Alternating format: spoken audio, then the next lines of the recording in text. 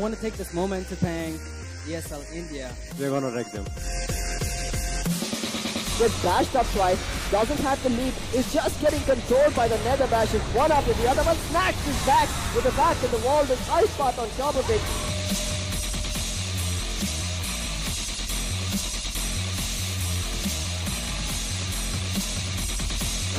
Real quick with the 3v2, all of a sudden an ace star, an ace going huge, one man remaining, Caribou finds ace, so now it's a 1v1, Ace Khalid reading it fine, does a lot of damage, is he gonna get the kill? Caribou, no! He lands the headshot! There you have it, ladies and gentlemen, your cosmic champions for ESL India Premiership.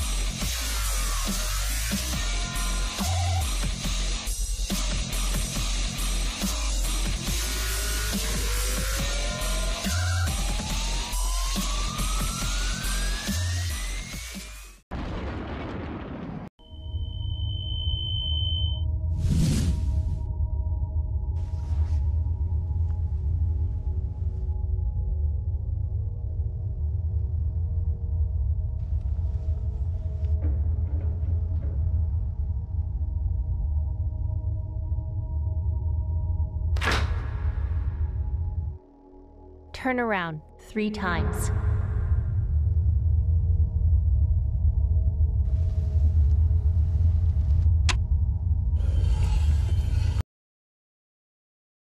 Start shooting.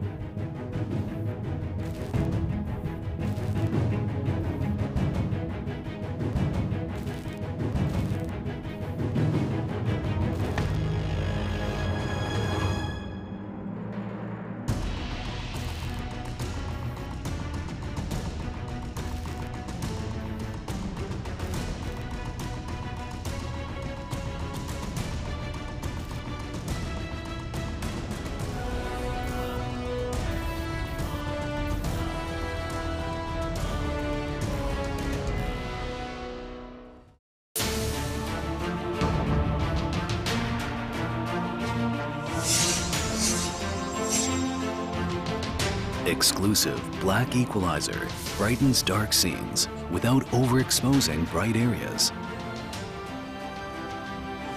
Use the S switch to quickly access the setting and switch between save modes.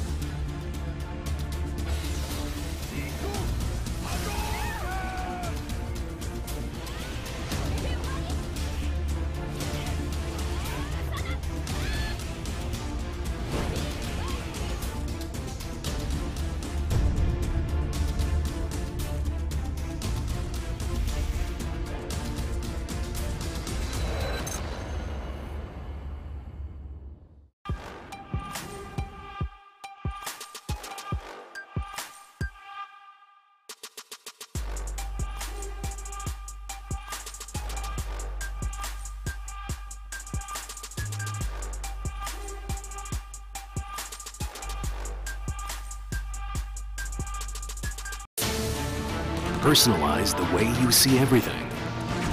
And then conquer.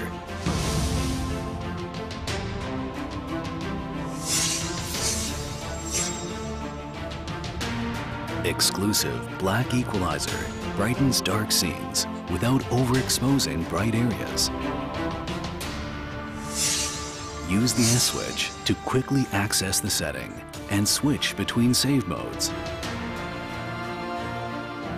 Adjust the angle effortlessly for maximum comfort.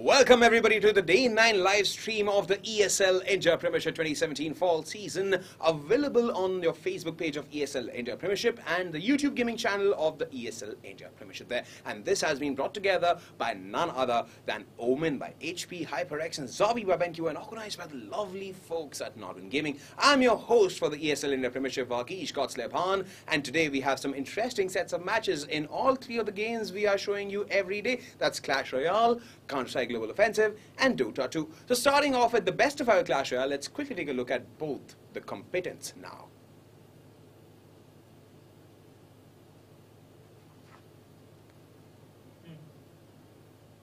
Alright, so we have a game between Haseeb, Nazir and Vivek, Acrid, Gore lined up for you guys in the best of 5 here. Now, talking a little bit about Haseeb here, he's from Mumbai and he's been playing the game ever since it got launched. Now, he stood first in the April session of Clash Royale Master League, but since then his form has deteriorated as the months in the summer season passed by. Now, he was almost relegated to the Challenger League at the end of the June session, but strong performances in the playoffs helped him retain his spot in the CR Master League. Now, he did attend the summer season finale of ESL India Premiership 2017 in Mumbai, but he could not make it past the first round. We wonder if Haseeb will be able to lay his hands on the Clash Royale throne this season, whereas his opposition, the second place winner from the summer season finale held in Mumbai, is none other than Vivek Acrid Gore. He's again from Mumbai, he's not new to the esports scene, he's a former professional Dota 2 player, and he's also been playing Clash Royale since the game's launch. Now, he got a stellar performance in the summer season. Like I said, second place is a huge win for this lad. And he was beaten in the grand finale by Arpan Christian. But currently in the fall season, he lost his first set of matches in the fall season of July, and given his performance at the LAN event, we definitely should look out for Vivek Acrid Gore, even though currently his position in the fall season is really questionable. So will Vivek Acrid Gore be able to retain his spot in the Masters League or not? We'll find out as and when the best of 5 transpires. So let's head over to the game.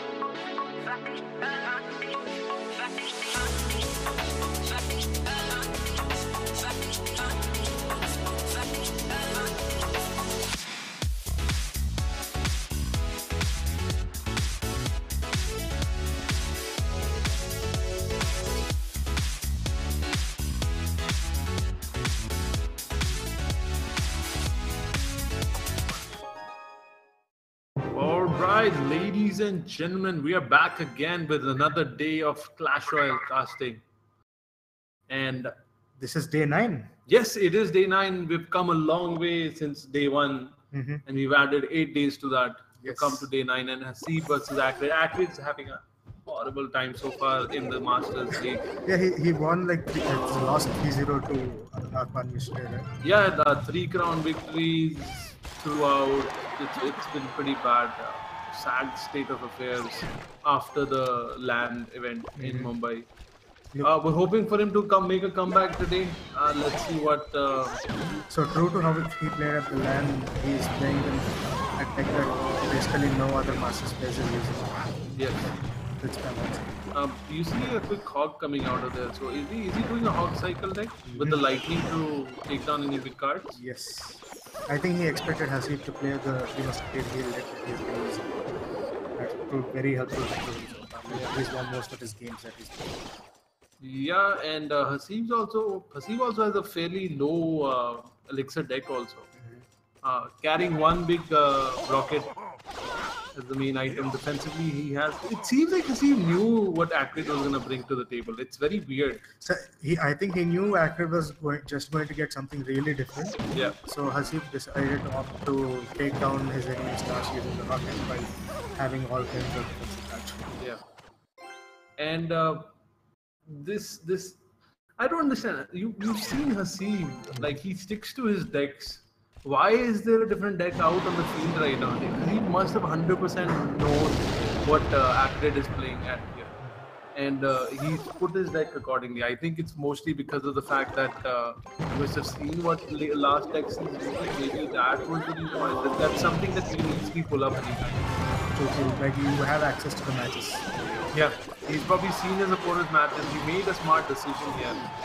And let's see if Acrid can make something out of it. But it seems right now they're both struggling to get not too much chip damage on the Haseeb is pretty far ahead when you consider crowd damage. But Acrid is able to get a couple of hogs in there, but not for more than 1 or 2 hits. So for now, looks like Haseeb will be on the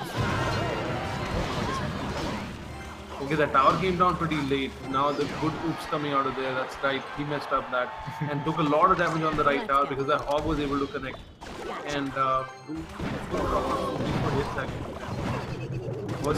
princess was able to get 2 more hits and now he has no. Let's take us through the action. So I thought he used the log already, so there was no defense against the battle. Now I need lightning also coming down, resetting the aggro there. But again, still a lot of chip damage to go. So he's able to get a lot of chip damage done using his barrels, using his rocket. So far he hasn't used his rocket more than twice, but I think he's saving that as a And how much damage are we looking at with the rocket? And that hog might put okay, not able to get a hit out. Not even seen, I think, the NATO finally coming. But able to take the tower down, Acrid. So finally winning a game. Yep, 1-0 versus Haseeb for now. And the thing is, looking at the whole picture, we just have to see that Acrid is trying to make something happen, but I'm very surprised by the fact that the way decks are being built out right now, especially coming from Haseeb. And I think Haseeb's done his research. It's quite uncharacteristic, right? Like if we see him play mostly decks that are build up a big push and go down your lane. Yeah. And this is quite refreshing. He's able to predict that Acrid is not going to use a deck that he's been faced so far with in the Premiership. Yeah. And he probably saw yesterday's matches. Yes. Okay, so looks like we're ready for game 2.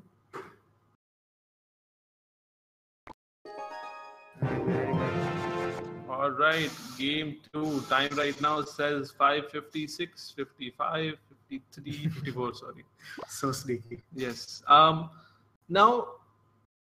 Okay, so it looks like Haseeb has gone back to the Three Musketeer RAM slow chip damage with an elixir collector bonus. But Acrid looks like he's stuck to his guns and he's playing the same game. Is that really going to help him though? Because again, what does he have against this right now? You see a cyclone, you see the lightning. He has the log, he has the tornado, he has the lightning. He will be able to defend, but in the end, Haseeb is just going to outcycle him when he starts. Yeah, and let's not forget the Three Musketeers.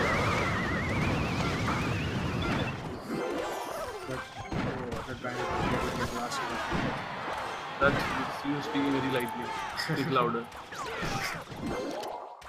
Now the thing is, this is gonna be an interesting turn of events. I'm gonna see when the Musketeers finally come out, especially 3 of them. The lightning is there to counter them. Not necessarily, right? There's a lot more cycling going on. If Acrid is only going to cycle to the lightning to kill the Musketeers, where is the tower damage coming from? Is he really depending on the lightning to bring the tower down? What about the hogs? His hogs will never make it. They will get maybe. Oh, okay. He's just used the lightning. So does that mean that this is a good time for the Musketeers to come out? Yeah, it does mean Acrid now knows that if he goes into the double elixir and doesn't do enough tower damage by then, the Three Musketeers are constantly keep going over. Yeah, and I think this tower is going to go down very quickly here because he messed up that. He didn't have the lightning. Yes. And this is game over. I don't think Acrid is even going to try and defend. Yes, he does try and defend there with the Musketeer. And down goes the Musketeer thanks to the meatball, the fiery meatball of hell. And yeah, this is looking like it's going to be game over. I'm actually quite interested in seeing that. That was quite a lot of mana, like elixir spent there to get that tower down. And now that Haseeb has put his elixir character down and it has more than a minute left. Yeah. We are going to go into overtime, but I think this is a 3-crown victory. Do you think it'll be with the cycle too? Yes, he does have the lightning. Do you think he's going to put it down right now? He needs to get a little more value than what he has. Huge piece coming in right now. Completely. Look at the amount of resources he spent. Now that I guess 3 Musketeers is just going and maybe a couple of hits on. Yes, the fireball finally comes out, closes the game here. Haseeb taking game 2. Score currently stands at 2-0 in favor. Sorry, Acrid won the first game. Yeah, 1-1 and actually, that was quite surprising where Acrid actually took the first game. Yeah, not necessarily. Like Haseeb still needs a lot to learn when he is not facing the usual decks he's facing. Yeah. The games that he's won in the Premiership until now, they are all against normal meta decks. Nothing that Acrid like wildcard brings it to the game. Yeah. I also don't see the synergy here.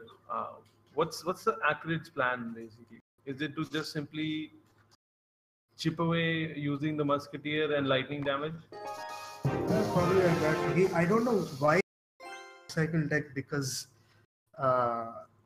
it hasn't worked for him the first game, and it's clear that Haseeb has predicted his non-conventional decks. Yeah. I really don't agree with the fact that he chose to stay. Has changed his deck now. 3 Musketeer heals, yeah, sure, but maybe it's too late. Let's find out. We're looking at fairly similar decks on both sides actually. They seem to be exactly the same. Yep. But I see the difference. Maybe a bandit is not there. Oh, that zap. No, look at that. That car's going down. Look at the other units on the field. What happened there? So he used this zap to sort of kill the minion hole by letting them down in one part. Oh. He forgot that this might just be a 3 Musketeer heal deck. Yeah. They healed all his units back to full. Barbarian stacking the tower with the minion horde behind them. That's the fastest game of the Premiership, man. So far, yeah. That's a quick, decisive 3-0 crown victory for Haseeb. And Maybe it looks like he might be carrying this momentum into the finale.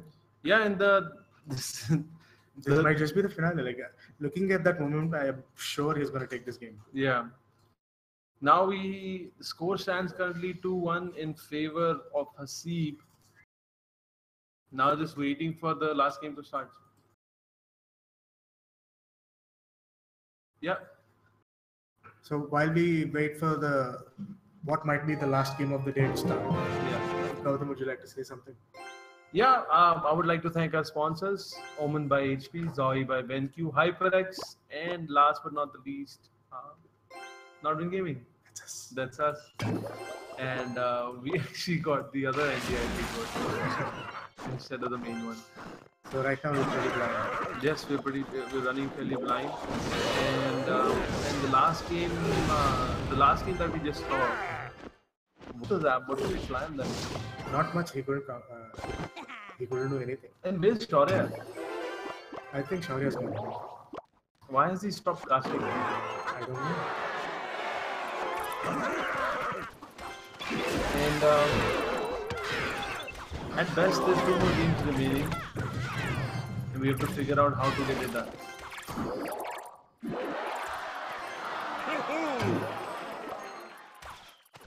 Well, it looks like we are a minute behind. Oh, and did we just miss a countdown going on? So while we catch up, Gautam, we are looking at this game in quite a...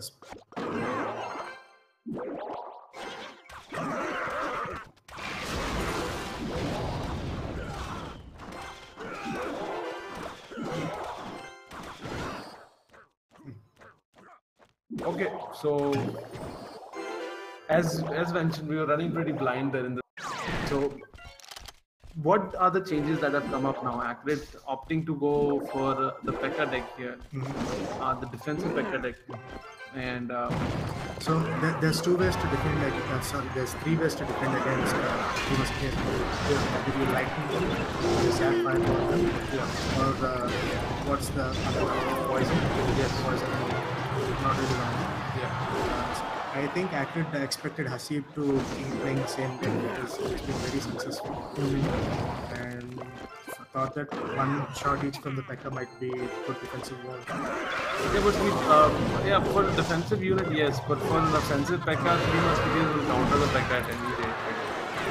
Unless Acrid finds some way to be on the defensive at all times. If he gets enough value out of the P.E.K.K.A, there is no way he'll be able to cycle quick enough to deal with it.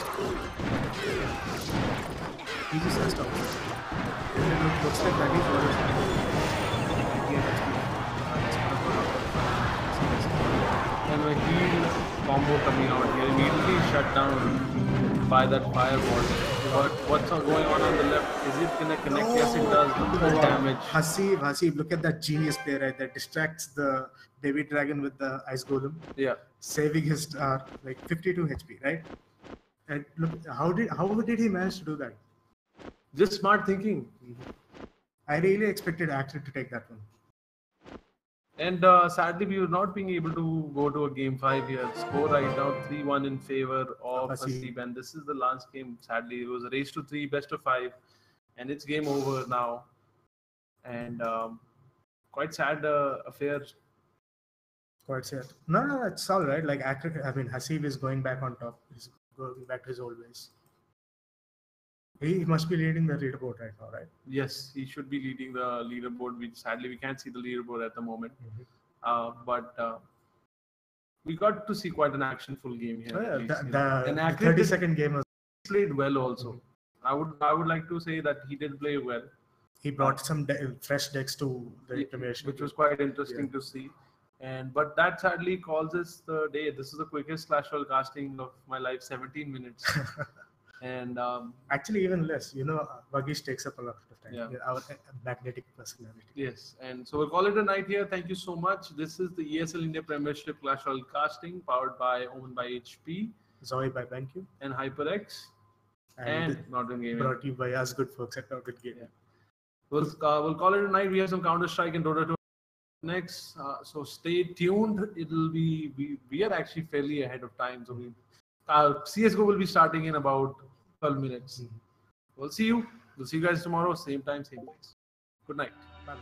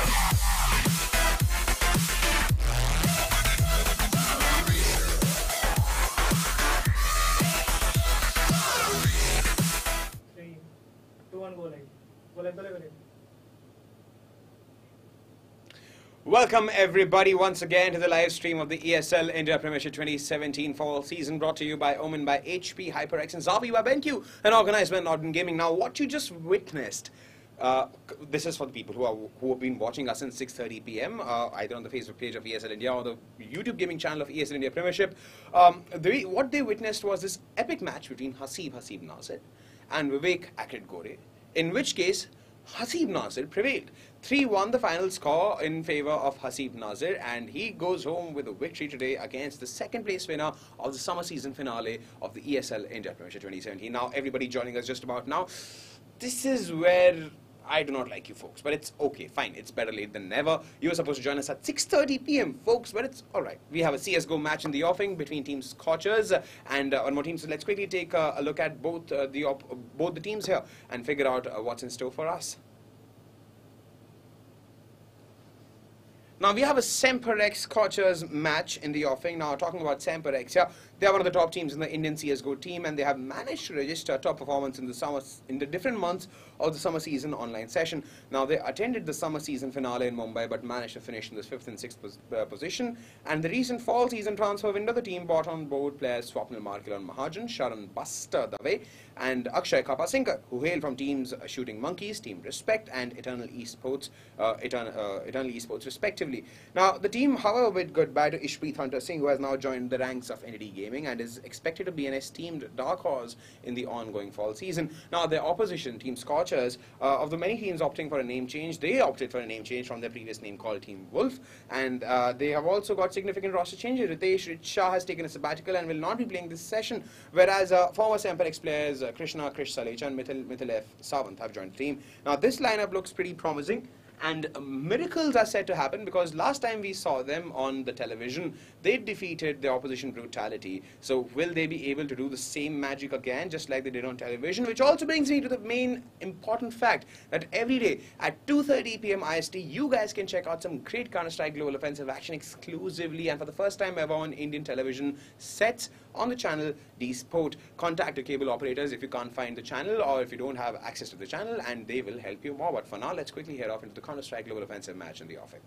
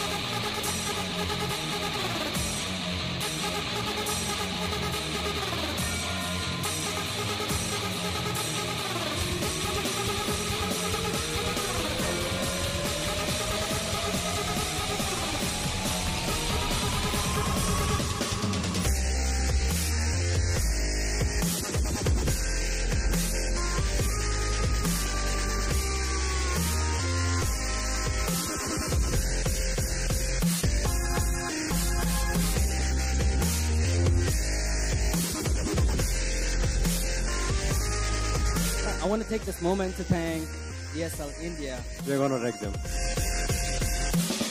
Gets dashed up twice, doesn't have the lead, is just getting controlled by the nether bashes one after the other, but snacks his back with the back in the wall, the ice path on top of it.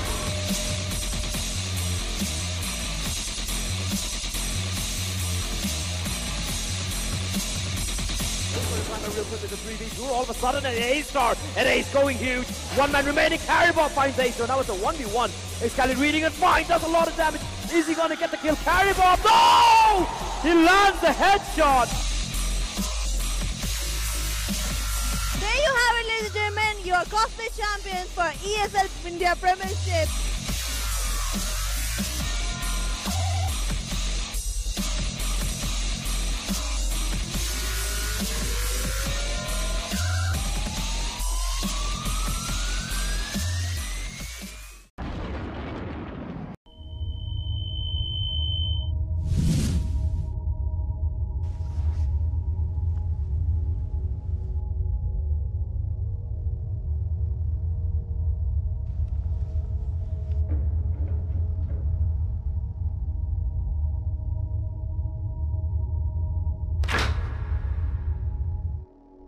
Turn around 3 times.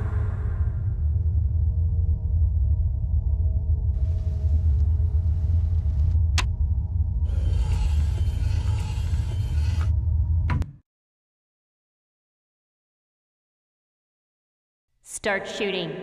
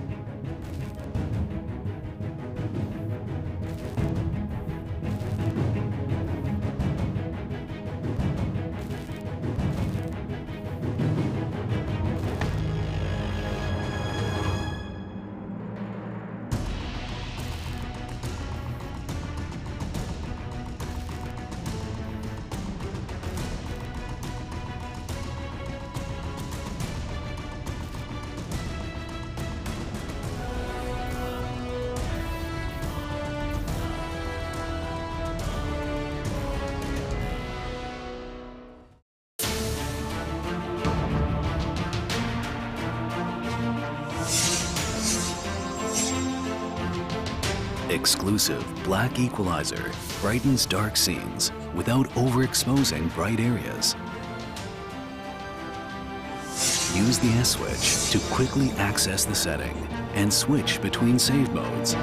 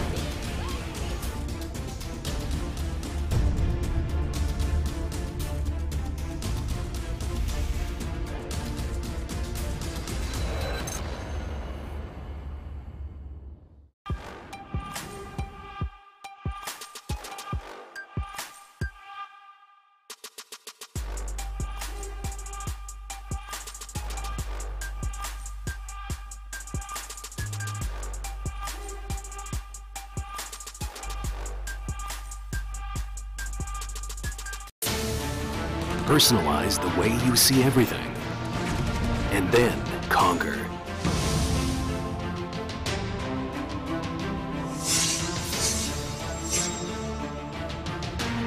Exclusive. All right, ladies and gentlemen, welcome back. Welcome back. This is the ESL Premiership Masters Division. It is going to be SemperX facing up in Scorchers. This should be an interesting game. Scorchers, ex-Wolves, as they were known a while back. They've been a team who have looked pretty solid, to be honest. DNM, Krish, Mun, Monster, Mythil, and SemperX as well, especially with the addition of Forsaken. There was a... I was actually, I think I was a part of one of the Nordman Gaming, the esports show, where they were speaking about these two teams and how it's going to work out with the roster changes. And I did say that SemperX actually seems to have come off the better of all the roster shuffles that took place recently in the Indian scene. So this is going to be a test for them. Kappa. X D2D playing towards Banana. He's got backups as well. Foxy's waiting with the Incendiary in hand, just in case it's going to be a fast play towards Banana. Here comes a power flash. Kappa, is he going to take the fight? Oh, gets immediately dinked through the planks, and Foxy's waiting with Incendiary. He still hasn't used it. Now he's going to toss it in. Got a flashbang as well. Kappa playing from the coffins. He's going to be seeing a lot of action real quickly here. All 5 players gathered up for Scorchers to go for this B bomb site. Buster's there ready and waiting as well. Kappa not playing from the back of the site. But they do have a smoke in the hands of Krish. He's going to be tossing it in. Covering up CD spawn. And the flashbang's going to be coming in as well. However, Kappa and Foxy are playing all the way from the back. I'm not sure why Buster fell back. Did he think it was a fake or something? I'm not very sure about this. But Kappa holding the line with the USB, taps away, gets first kill. Looking for more, finds another one before he gets taken down. But there's still a man alive. He's going to be caught in the reloading. Foxy trying to stay alive, but he gets taken down. But Buster is there to go for the quick trade. Now it's a 2v3. Bomb yet to get planted. And they're in a rough spot here. Both the teams trapped. They can't get the bomb down. I'm not sure why Impale will be going for the fight at this point in time.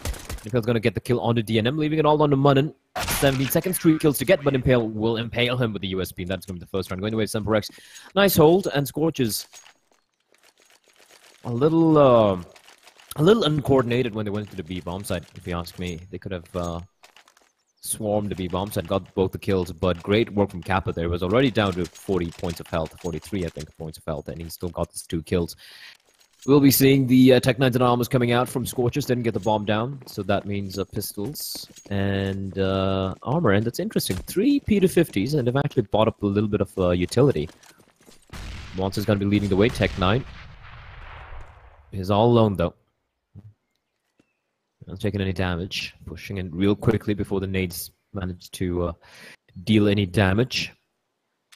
You see DNM and Mythil over in alt mid.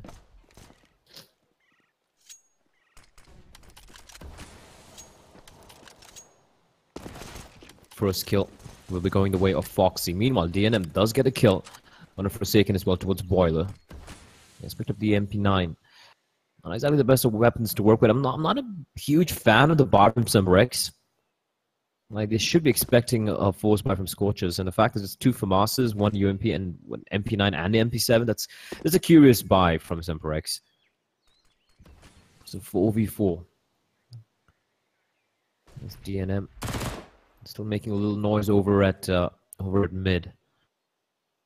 And SemperX going for a very default setup here. They have 2 guys over in A, 2 guys over in B.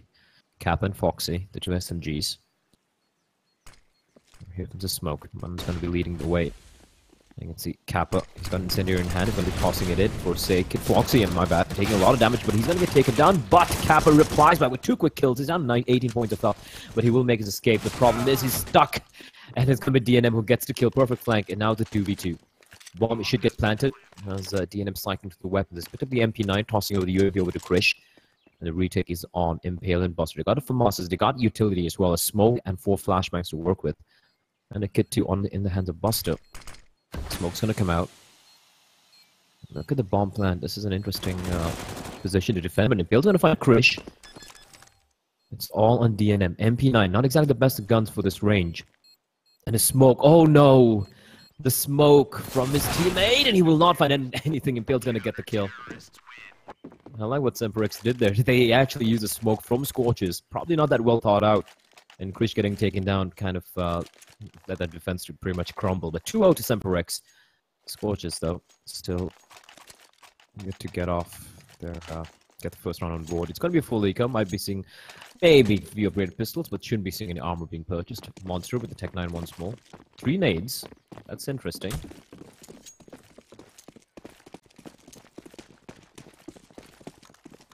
And nade's going to be sailing in, but not taking early.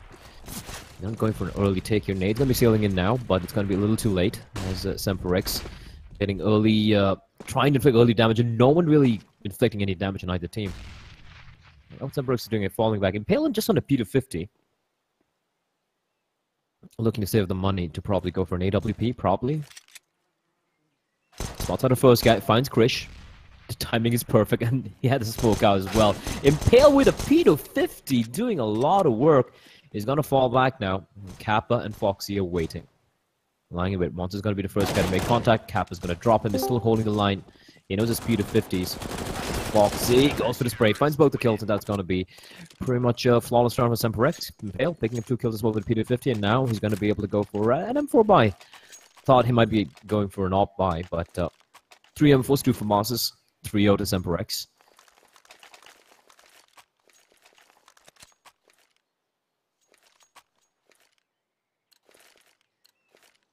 Scorchers, though, they have the AKs to work with. A lot of utility as well.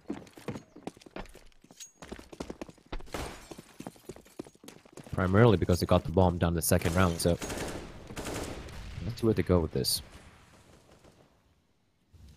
Aggression coming from Scorchers. So the one thing I like is the fact they're actually looking to contest Banana. The DNM is hugging the wall. Kappa. Should be careful. DNM is there waiting on the corner, but he makes his escape. How did he make his escape? I don't even understand. I thought DNM would have had him dead to rights. He was even blind. But somehow Kappa falls back. I'm doing a little bit of damage on the Munnan through the smoke. But Banana has been compromised. Scorchers pushing up to the top of Banana as they are still holding the line. So pretty decent map control being exerted by Scorchers here early on. Mythal, meanwhile, making his way towards the apartments. This is pretty good. This is pretty good for Scorchers. Getting a lot of map control. However, there is still a guy over in mid. What an entry from Monster. Immediately gets the kill, but Forsaken. Quick trade from him. Finds 2 kills over in apartments. Barely takes any damage either. And now, with 43 seconds on the clock, they got to commit. However, the timing. Smoke getting deployed by SemperX. 33 seconds. You got to go for a play. They have 3 smokes and the Molotov as well. And here comes the play. He's going to come down to Foxy and Kappa once more. Kappa with the flashbang. He's going to pop it out. He's going to again hold him at bay. 20 seconds. They got to get a kill here real quickly. Foxy has a gap in the smoke as well. And Kappa holding the line. Gets the first kill. Just needs to stay alive. Just needs to stay alive. Instead, he's going to do, well, more. He's actually going to distract them while Foxy pick up super quick kills. Again, 3 guys stay alive. And that's going to be round number 4 for SemperX Scorchers. Not even getting the bomb down. And that's going to be a horrendous round for them. And primarily, Forsaken being the player of that particular round, getting the trade kill and picking up a double, in fact, over an A. Immediately getting his team the man advantage and forcing Scorchers to go for a play towards B.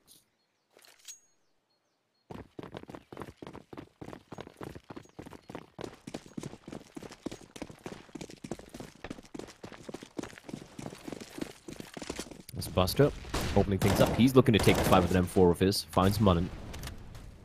The rest of the players, it's a very light buy. Tech 9's Mythal with the P250 and armor.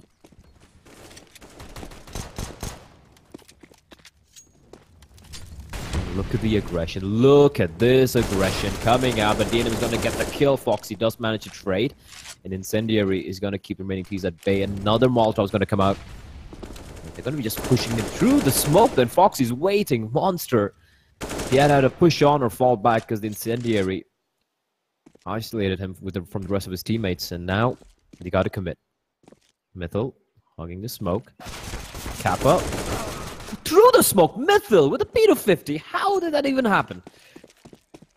And now they have a smoke as well picked up. He's going to be able to smoke off CD spawn.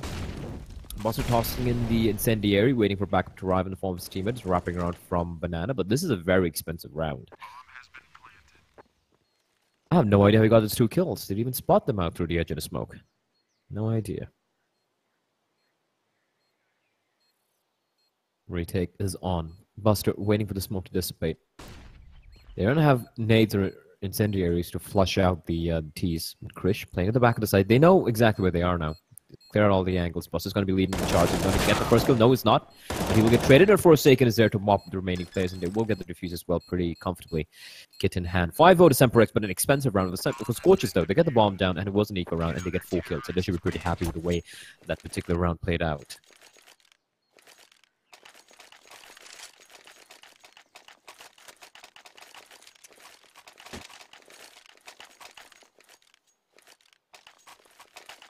We see the full buy coming out. Krish with the AWP. Let's see where he goes with this. I might sound a little stuffy today. I am feeling a little under the weather. I do apologize. Krish for the op, trying to find something. He's going to rattle off a shot, falls back. Doesn't really want to take the fight. Takes a bit of damage from the nade. Scorchers, they're looking to take the fight, so that's a promising thing, but they're not able to close out the rounds. That could be a problem. Again, SemperX with a very default setup. They have Buster playing towards Arch, and they have 2 guys playing up close. 2 guys over in Graveyard, that's curious. You don't see this that often. Interesting setup. And when it peaks out, they're going to be facing against 2 players, and that's something they might not be expecting. Monster tossing an incendiary just to try to clear out the close angle. And he's going to be falling back, making a little bit of noise, keeping the CDs at bay. I like what SemperX is doing, this particular setup. It's a little unorthodox, but it can work out because they have Buster playing towards Archery. But now he's going to get smoked off, and that's going to be a problem because now he doesn't have any eyes for his teammates, and that's going to force this setup to change. Or no, they're still going to hold the line, smoking off towards quads and the incendiary as well, keeping the Scorchers at bay, who have now got control of the middle area, top of mid. And Buster still holding the line, but it looks like it's going to be a B play. 28 seconds.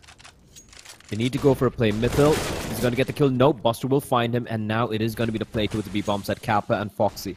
Nice flashback from Foxy, but Kappa not able to take advantage of it. He's going to peek around the corner. He's going to again spot him. He's literally been playing in the same position so many times. Krish finally going to take him down, but look at Buster going for the hero plays, finds a kill before he gets taken down. Now it's 3-2. Man advantage for the CT. 6 seconds. They got to get the bomb done, and they will. But they're not in a great spot here for Pokespawns. Playing from the back of the site. 2v3. Monster and DNM got to go big. DNM is going to find a kill. Buster finds a frag. It's all on Monster. 1v2. He's got a great off angle here. He might line them up, but he won't. Forsaken actually gets a team kill. But he will win the round, and that's what matters at the end of the day. There you have it. Round number 6 with SemperX. They are winning some very close rounds, but they are winning nonetheless. And they did have quite a few players stay alive initially. You can look at like round number 3, for example, that 5 players stay alive, 3 players. All the last rounds were very expensive overall. They've managed to build up a decent economy, kind of. Forsaken's the only guy who's got cash, the rest of them kind of low. But I don't think they're in any immediate danger of getting reset. Scorchers, though, they get the bomb down. It is max loss bonus. You're going to be able to buy very, very comfortably.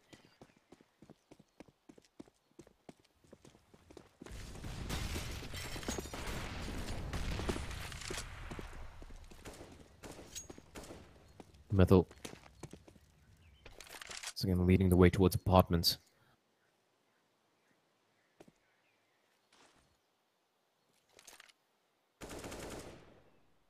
One curious thing I'm noticing with Scorchers is the fact that they don't really go for the wall banks towards apartments before they take control of it, which is something which you see very often when you see international teams play. But then again, SemperX aren't really feeling adventurous, and they still have the same setup, which is fine because they haven't seen any action from this particular setup yet so far. Although Buster has given up mid a long time ago. Here comes a wall of smokes. And they don't care. They're just trying to find the guy over in apartments. But the wraparound is coming from Archway. Buster gets taken down. Foxy will fall back. He's going to hold the line. Gets a fadeaway shot on the Krish. Looking for more through the smoke. Won't get the kill. Mun's going to take him down. And now it's all on Forsaken. Finds one. Not able to get a second kill. Mythil is mowing them down. And now it's all on Kappa and 1v3, which looks unlikely. Right now, he's going to be trying to inflict as much damage as he can. SemperX can go for a buy. They can. But it's going to be a very rough buy. Impaled's going to probably have about $4,300. Foxy's going to have around the same amount. He's going to have about $4,000 as well. Kappa should be looking to stay this AK. Forsaken will have close to 7K, around 7K. Boss is going to be low though, but they can still go for a force buy. But if he can take away a couple more guns, at least one more gun away from Scorchers, that could be huge, because that means they can reset Scorchers' economy. Looking for some exits here. He's got a kit and the incendiary. There's a guy in the corner. He's not going to be looking for it. He's going to own. Pushing back out. Spots on Monster. Doesn't need to take the fight, and he will survive. Now, money. Not looking good. Kappa will drop an AK towards Foxy. That's curious. Forsaken's going to drop a FAMAS and going to buy an M4 for himself, I'm sure. And Kappa with the UMP. I've seen this many times. This is one guy who loves playing with the UMP, and it's pretty good with it as well. He can pretty much wield it as his primary weapon multiple times, even during full buy round. So, not a surprise to see him with the UMP. They have the rifles to work with. Utility, not that great, but something which it's workable. For Scorchers, though, they finally get the first round on board. They need to string a couple more rounds together here. They should not get reset. That's going to be the back of their minds.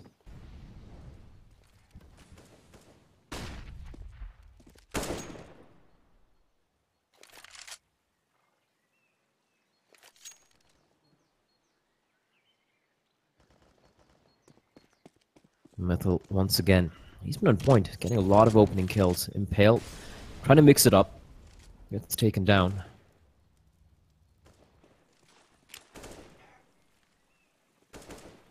And that leaves Kappa alone. He does have backup arriving in the form of Foxy. Foxy making a bit of noise. Are they going to peek out together is the question. Double incendiary. I like this re-aggressor they're going with. Kappa's gonna push out. He spots the first guy. He takes the fight. Finds DNM. Although he's alone here. He's gonna find a kill on Munnin. No, he's not. Munnin forgets to frag. The B bomb site is no one there. And it's gonna force Buster out of the A bomb site. There's no one remaining the A bombs. And Munnin single-handedly, he can just draw both of them out. And the bomb can get planted now. It's an empty A bomb site. I have no idea. Metal is going to be the pre-fires. Now they know it's going to be an A play, but they might be a little too late here.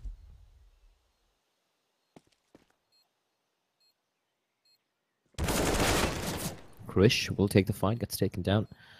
Now, if they're going to go for this retake, they need to go for it real quickly, because there is a man coming in from it. It's going to be Munnin. It's very low, but it's far, far away. Forsaken.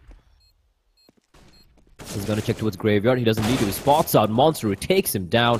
One man remaining. Buster, who is on 12 HP. There's not much he can do. Time is not his friend. He will make his escape. But Scorchers, they get to 2 rounds.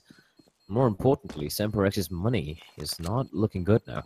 They might have to go for an eco here. Buster will save the AK-47. What are they going to do? The money is broken. Can go for some pistols, I assume. But Buster, with an AK, what's he gonna do? That's a curious thing. Like, he's got AK-47. He can try and go for some plays here.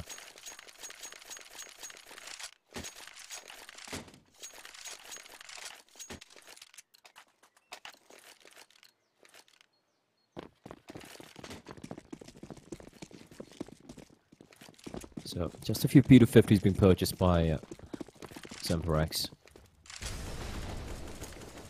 Barely anything being invested in. And this is a nice switch up. This is a nice switch up. Aggression towards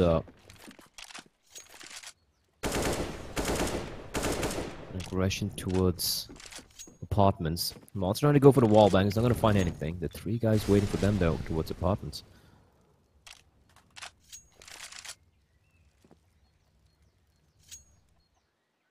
Metal being very, very patient.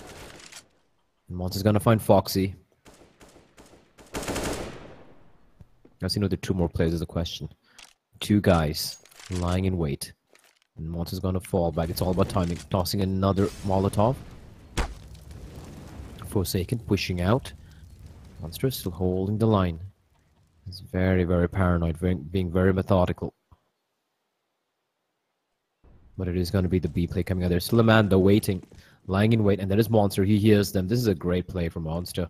He's flanking them from behind as well, as a B bomb site is compromised, and Monster is on the hunt here. spots out a man, finds Buster. That's the guy with the AK taken down. And now Impale and Forsaken, they have a lot of work to do. Forsaken is sneaking his way from Banana. Munnin spots his shoulder before he spots him, and Impale left alone with the P250 gets Dink in a monster who will survive in 5 HP. But Scorchers, they keep all 5 rifles alive. And they get to 3 rounds. SemperX now with the buy.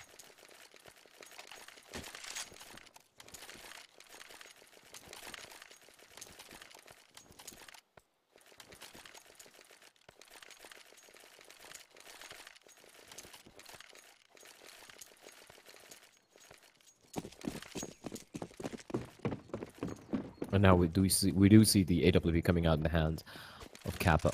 He's got the AWP, glass cannon, spots on the shoulder. Flashbang will not blind him, he's still holding the line.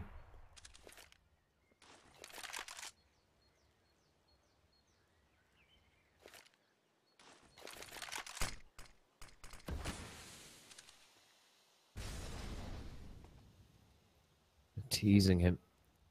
Still hasn't rattled off a single bullet, so they don't have the opus towards mid.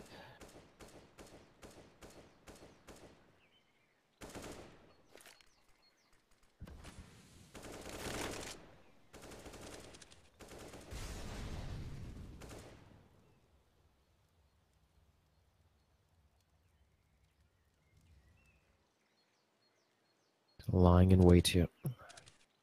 Kappa. It's all going to come down to the op and Forsaken with the aggression. I love the double aggression coming out. They can actually catch him off guard while setting up for the smokes. Impale's going to get the first kill onto Mythil. But Forsaken lying in wait towards Apps. He finds Monster. Will he make his escape is the question. Yes, he will. The smoke's going to be tossed in. We got a flashbang as well for his teammate, and the double peek's going to come out here towards Archway. Buster finds Mun in the meantime, and 1-by-1 they're falling. It's not looking good at all for Scorchers. 2v5 with 30 seconds on the clock.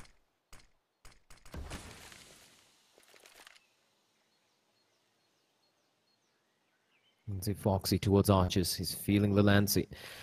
19 seconds. You got to go for a play. You got to get the bomb down or something, because if they get taken out after the timer runs out, it's going to be a nightmare scenario. Trying to find something. Forsaken's going to get the drop onto both of them. DNM and Krish both going to fall. Forsaken picking up a triple kill, and this time around SemperX giving Scorchers a taste of their own medicine, keeping all 5 players alive.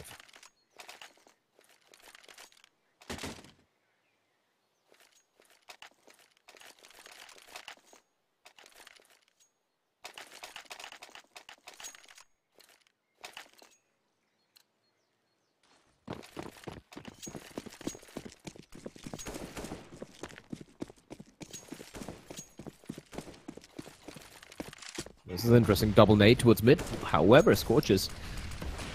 Krish taking a little bit of damage, but that was from the nades, I believe, from Banana. That's a duel between Kappa and Krish. Krish was a beast yesterday with the op towards his Banana area. Got an interesting duel. Kappa actually taking a bit of damage, but so is Krish. In the meantime, Buster opening from the is pushing in towards mid. Buster with the spray will not find more. And DNM and Monster replying back with 2 quick frags of their own. And all Forsaken has to do right now is just try and stay alive. Kappa tossing in the incendiary. That's going to be a giveaway. And Forsaken hasn't budged yet. Krish is going to come peering around the corner. Barrel spotted out. Forsaken, he gets the kill. Now they know where he is. Flashbang's going to come out. Double flashes. And it's going to be Kappa who's going to get the kill. It's 1 guy remaining alive. DNM. He's trapped in the corner. He knows where Forsaken is. He knows where Kappa is. He has no idea where Foxy is, however. DNM. Okay, Kappa just jumps up, lands, and takes the shot. 8 rounds, and alright, Forsaken having second thoughts with picking up the second off there. 8-3 for SemperX. The money is not that great for Scorchers. All the Mythil and Monster can buy for themselves. It can go for the force if they want to, but rather, I think it's going to be pistols getting dropped. There we go. DNM forcing it up. That is very curious. Alright. I'm not so sure why DNM forced it up. That makes no sense. Money-wise. He's going to get $2,400 next round, but this is not great. Meanwhile, DNM replies back, finds a frag. Buster holding the line with an M4 of his, going to run out of bullets, makes his escape. He got a flashbang as well, and he will survive on 10 points of health. He's alone, though. He needs backup, and backup's going to arrive in the fall. Forsaken like a madman. He finds 2 kills. almost gets the third on a DNM. Was now internally bleeding on 12 HP. Metal and DNM, can they inflict more damage? Metal has got armor, Kevlar, so he's going to be tossed the AK-47 by DNM. Forsaken still holding the line, holding the off angle. Foxy rattling off bullets through the smoke. DNM might not be expecting a player there. And Forsaken completely whiffs it. And they're not checking the... Why? Wait, what? Why wouldn't Metal check towards library? That's just... that is a huge misplay. He could have dealt a little bit more damage. He had an AK, by the way. He had an AK and he had the... he had armor as well. That's just sloppy. Just sloppy. They could have done... Unlikely they would have won the round, but they could have dealt a little bit more damage, to be very honest.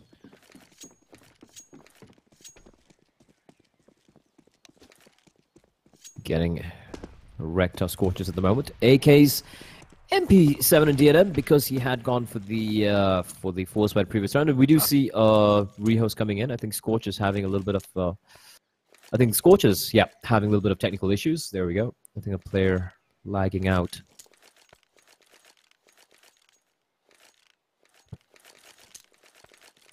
So they should be resuming in a couple of minutes. Yeah, so far, pretty... Scorchers showing some sign of life. Some of the rounds are very close, though. They won 3 rounds. You know, it came down to 1v1s. 2 of the rounds came to 1v1, so it could have easily have been... I don't know, it could have easily been a 6-6 scoreline right now. But the clutch is going the way of Scorchers. Of SemperX, excuse me.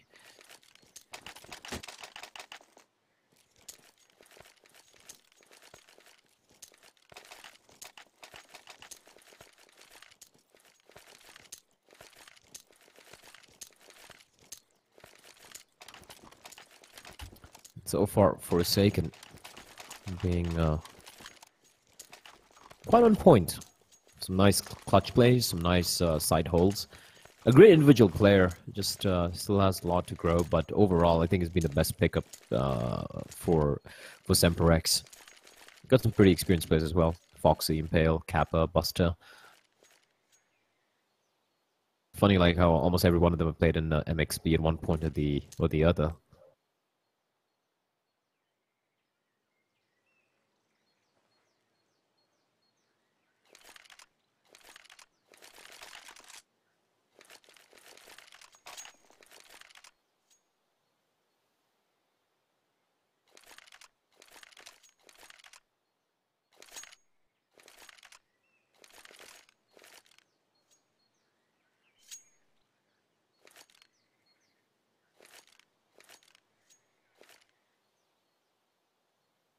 Here we go. Game is going to resume.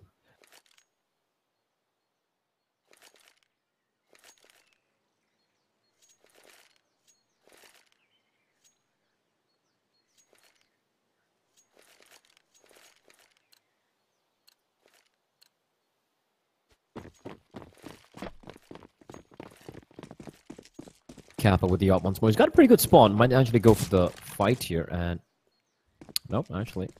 I'm trying to go for the white peak. He's going to be playing a more safer angle. Smoke's going to come in. Going to block off any vision he has. And that's going to force him back. I'll let it switch it from SemperX. I'm actually enjoying their CD side. It's pretty dynamic. They've been mixing it up multiple times. Especially the A side hold. And Scorch is not able to quite read it right, you know. Every time they try to go for a play based on information they have from the prior rounds, they get completely destroyed because they're not able to adapt to the way SemperX are mixing it up almost every single round, and that's a pretty good CD side, I won't lie. Missed time flashbang there, small little mistakes, which will not help you. Forsaken in the meantime, waiting from graveyard.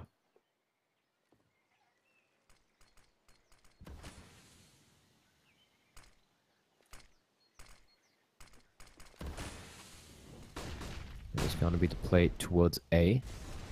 Buster, if he times this right, if he lines it up right, but he won't, he's going to hold on to his trigger finger. And now they are in a wall of pain. DNM's going to get the kill. And Buster, he could have probably just gone for it, but I mean, there's no way he could have known anyway, because I have X-ray vision over here. Capo now waiting with the op. He hasn't spotted anyone out. Flashbang is perfect. But he should know where that came from, Mythal. Nice shot on the monster. Impale finds another frag as well. Incendiary towards Pit. He won't be expecting Mythal to be waiting. And now Kappa alone. One lines up the shot. He actually just misses the tag. Indian is going to peek out. Times it perfectly. Gets the kill. And that is going to be the round going the way of Scorchers. I'm a little surprised that that setup didn't work out. There are 4 guys there. And maybe when the smokes landed, also could have gone for a spray. I mean, could have, would have. I really can't blame him for that. He was trying to be more passive. But a little surprising that SemperX went for single-man peaks instead of going for the double peaks, which I've been doing all this while. Little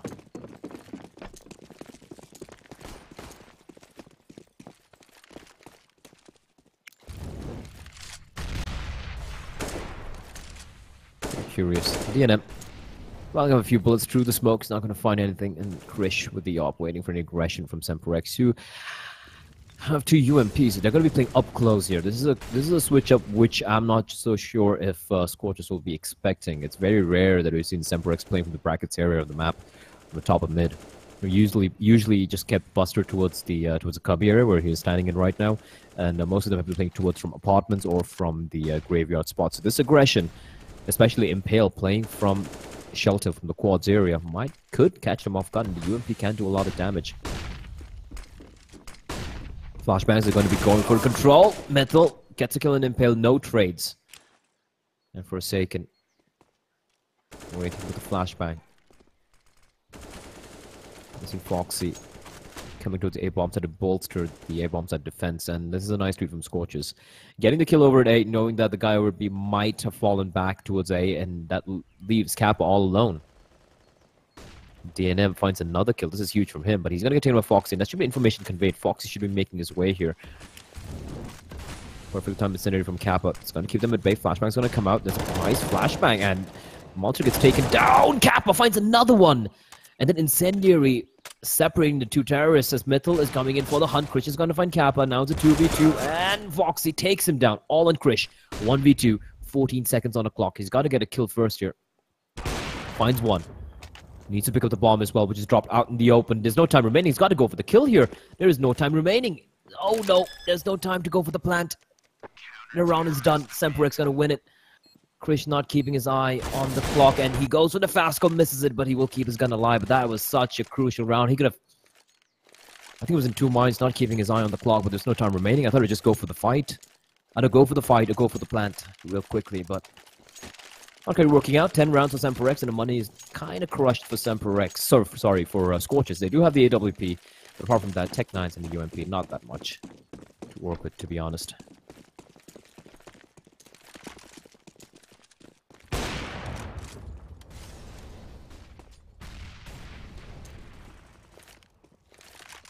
Pale, getting the opening kill.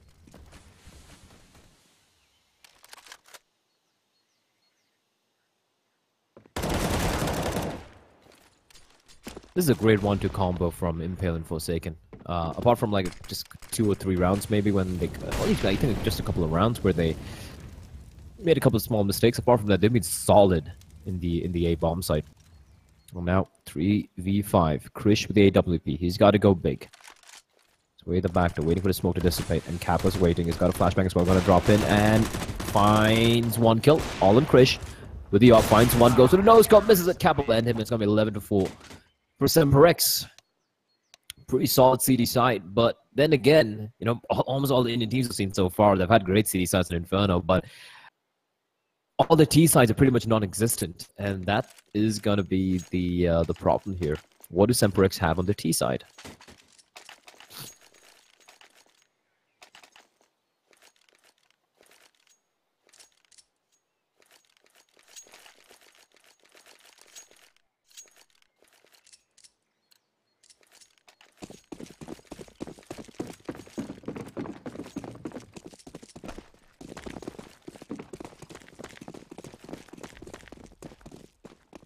Here we go. Fast play towards alt mid. All players gathered up. The Scorchers playing passively.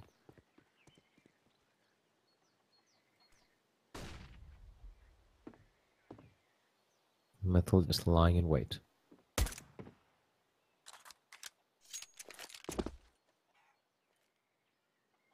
going to be a contact play. Metal has got to hold the back lines. He's ready to drop down if required. Still holding back. They're going to just jump around the corner. Metal misses the shot. Buster's going to get the kill. Finds. Actually, Kappa finds another kill as well. And the Blitzkrieg attack under the A bomb site will get wonders for them. Chris trying to find something.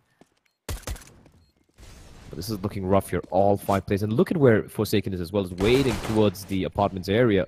He's looking for the flank. They don't even have to look towards apartments now because of Forsaken's presence. Krish does get a kill. Sorry, Munn gets a kill on Impale. But he will get traded real quickly. Christian's got to go big here with the USP. Finds one, looking for more. What a shot from Krish! Destroys Forsaken. He's going to be caught on reloading them. And Kappa trying to stay alive. Christian's going to find another one. He is just going ham here. But he's got to get the kill, and there's not time remaining. He's going to go for the jumping shots. Not able to find Buster. Buster's going to finally clutch it out. But Jesus Christ, what a round from Krish. Almost pulling it back. But in the end, it was not to be. That looked, that was very, very close indeed.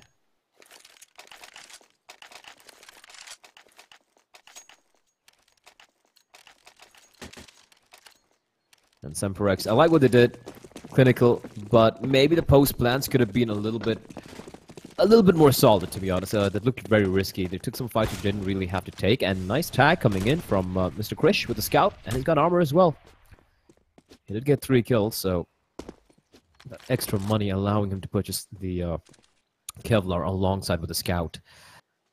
I do apologize again, guys. My nose is killing me. I'm a little under the weather, so I might sound a little stuffy.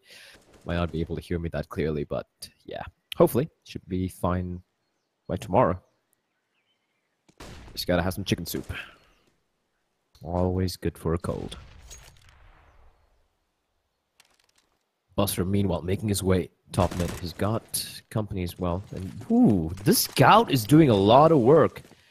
Both Impale and Buster kind of low. Look and see the splatter of blood on the wall. He's doing a lot of damage here, is Krish. And those pistols can go to work.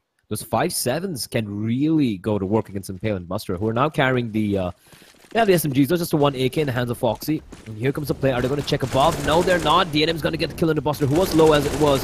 Foxy with the AK needs to find a frag here. He will indeed. But it's another play. Forsaken gets a kill onto Mythil in the meantime. But Manan replying back, finding Impale. Both the players who were low have been taken down. And Foxy, oh, he's going to go for the play. He's going to go for the play. He's running towards A. And he's still going to hold the line. Monster trying to hunt him down. And Foxy just running with his tail tucked between his legs.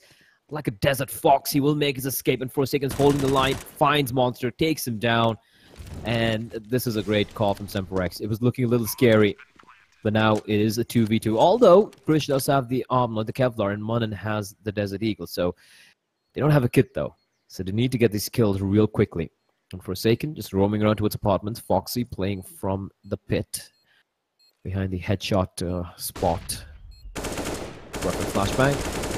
Almost whips the spray. He gets to kill though, and Forsaken is there to save his teammate by taking out Krish. And slight little scare there for SemperX, but they will survive and to keep the AK alive as well. They should be going for some Mac 10s, I'm assuming, and for Scorchers, it should be a full eco. It should be a full eco.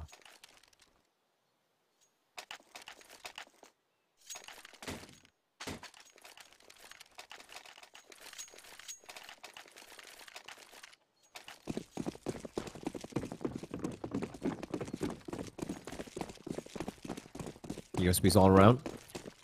And Buster and Impale and Forsaken should be leading the charge. And here we go. Forsaken is going to be leading the way alongside his teammate. Gets the first kill on the Manan, completely blinded. Was trapped in the corner. That is DNM. What can he do to stay alive? USB in hand. He needs to get the double dinks in. Not getting anything. Impale's going to find him. Not doing any damage whatsoever. And the round is pretty much done and dusted. Bomb's going to get planted. Forsaken is going to be hungry for more. These SMGs can go to work and pick up them eco frags. And it's going to be Forsaken leading the way. Finds one, goes for the full spray, finds another one, looking for more. Glock's going to come out, and he's going to pick up... Well, it's going to be Impale who steals the kill. That's good, though. That's an SMG frag right there. I think it's $600 as well. So money in the bank for SemperX. All 5 kills coming in to the SMG. So Scorchers. Rough spot here. Mythil, Monster, Mun, and DNM, Krish. A lot of work to do. The SemperX 14-4. Just need 2 more rounds to close this one out, and they've been solid. The CD side has been solid, But I want to see what they do against Scorchers' buy round. That is what I'm curious about. Kappa tossing in the Molotov and avoiding the nades pretty well here.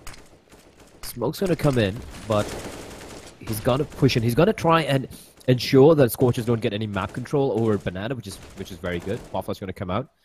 And he's just holding the line. Any aggression. And he's asking Buster to toss in a flashback from the peacock. Perfect. Oh my word, okay. That was a perfect flashback when Munnan, somehow, blinded or not, he still gets to kill. That's got to be gutting for Kappa. That was a great play, though, otherwise. Asked for the flashback from his teammate. He was going to peek, and that should have been a free kill for him. And that would have ensured that there was no Banana control for Scorchers. Kind of unfortunate, though.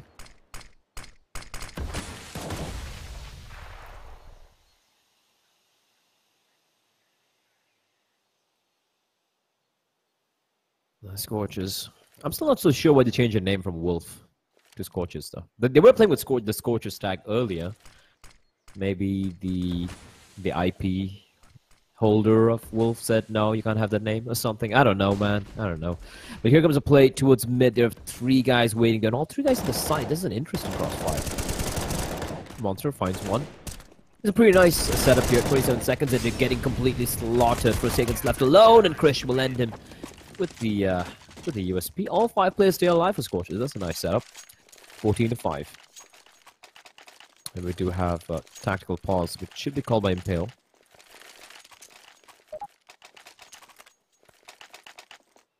There we go. A tactical timeout getting called by SemperX. Just taking a breather. They're like, all right, what do we do here? They got money for they got enough money to go for the buy here. $7,000 at Foxy and Forsaken, 5K on Impale and Kappa as well. Boss is kind of low, but he can be dropping naked for any one of these players, so they can go for a full buy. They can go for anything they want. Boss is going to be dropped the gun by Forsaken. Are they going to go for an op? That's the question.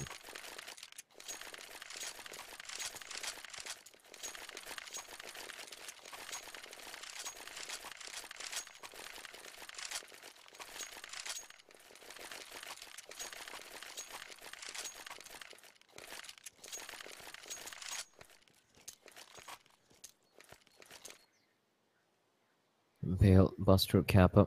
Foxy and Kappa yet to buy up. Probably debating if they should go for an AWP.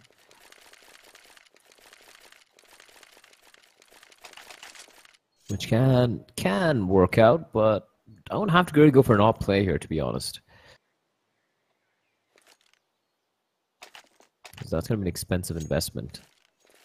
And if they lose this round, they're going to get reset as well, so... Apart from Foxy, who's got loads of cash to work with.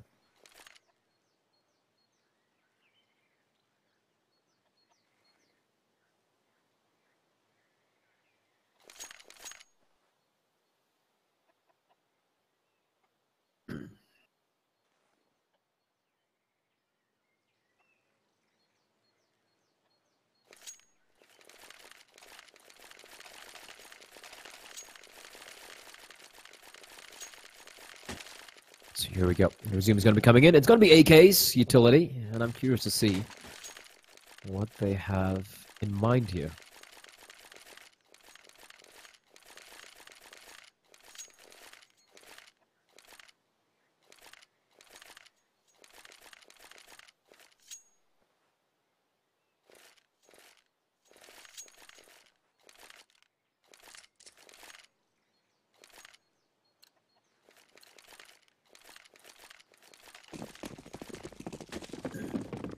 Here we go.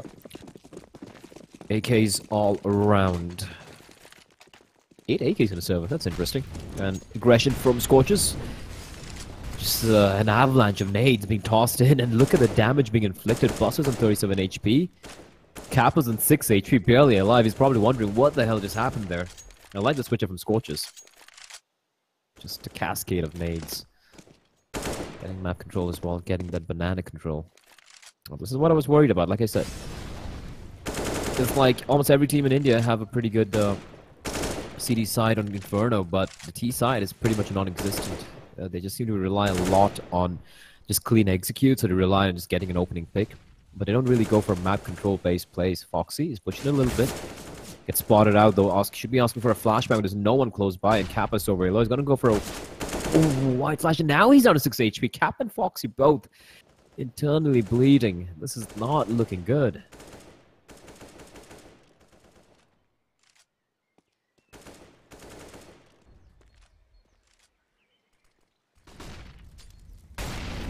Monster's boss is trying to find something. Spots a player out. Monster, he will make his escape. Doesn't even bother taking the fight. He's like, yeah, you know what? We don't need to take a fight here. Monster still spots him out. Still gets to kill. That's ballsy play from him, considering he's got 37 HP as well. It's gonna come down a lot to Forsaken, because Kappa and Foxy, one nade, one well-placed nade, they're both done for. And DNM. Now he knows. Now he knows towards Archer. He's going to go for the spray. Yes, he is. Round off a few bullets, but they're going to be able to cross on over. Kappa's going to get the kill in DNM. That is huge. It was 6 HP, guys. It was 6 HP, but there's no time remaining. What are SemperX doing? I don't even understand what's going on right now.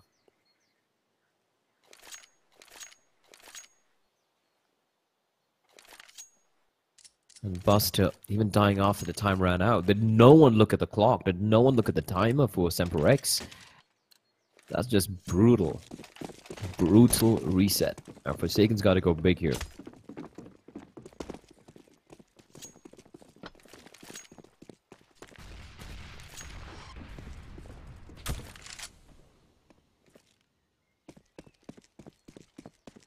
Monster in Mythal.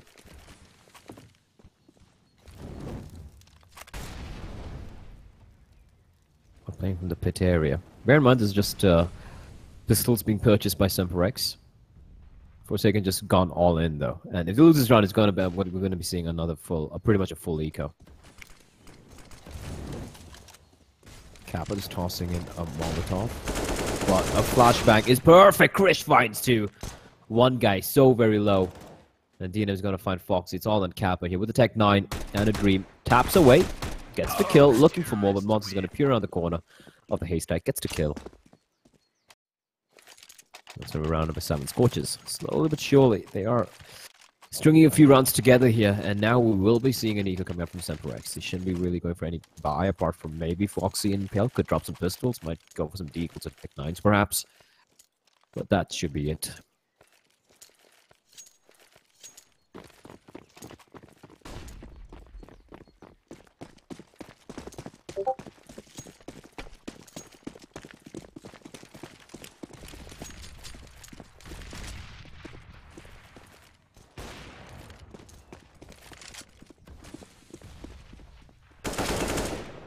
Munnan gets dinged though through the smoke.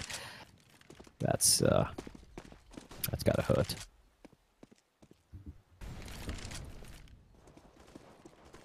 Meanwhile, it's a complete slaughter over at the A bomb site. Mythal looking for more. Bomb dropped in the side. They don't even get the bomb down. Not looking good. Mythal perfectly timed incendiary as well. Buster does get the dink. Not able to get the kill. The Mythal is lying in wait. He's in a great position. Finds the first kill. It's so very low. Impale will end him, but the flames are going to push him back. He is burning alive, Impale. The floor is lava. He can land the 1D, but DNM's going to appear on the corner. Takes him down with a headshot through the edge of the floor. 14-8.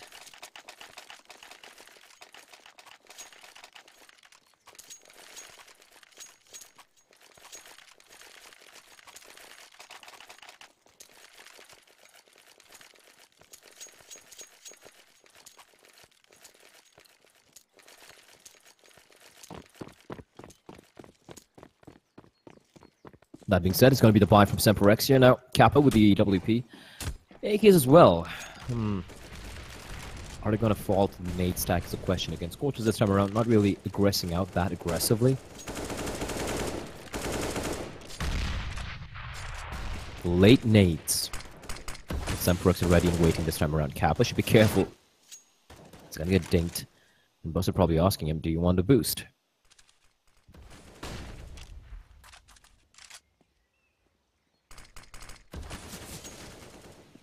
There's a gap in the smoke. Kappa feeling hungry, but he won't be able to spot out anyone. That is going to be Banana control being wrested by Scorchers. And the setup on Scorchers is not that great, to be very honest. They're moving around a little bit too much for my liking.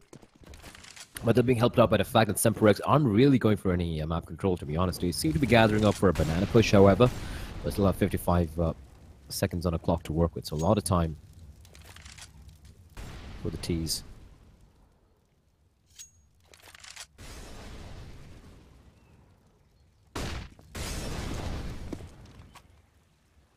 They seem to be gathering up for the banana play, B play, but Munin and DNM both holding the line.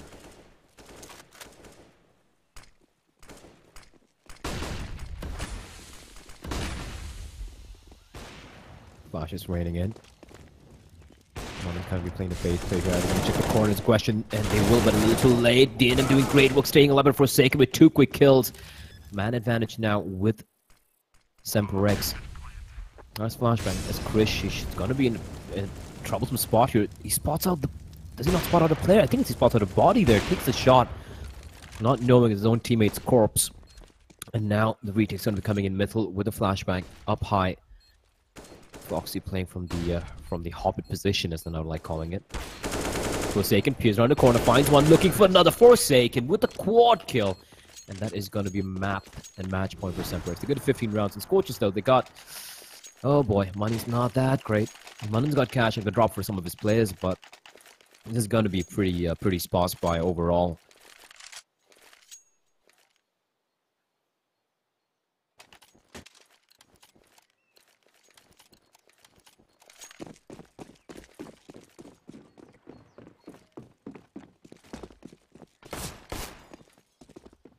Kappa with the AWP picked up off Krish.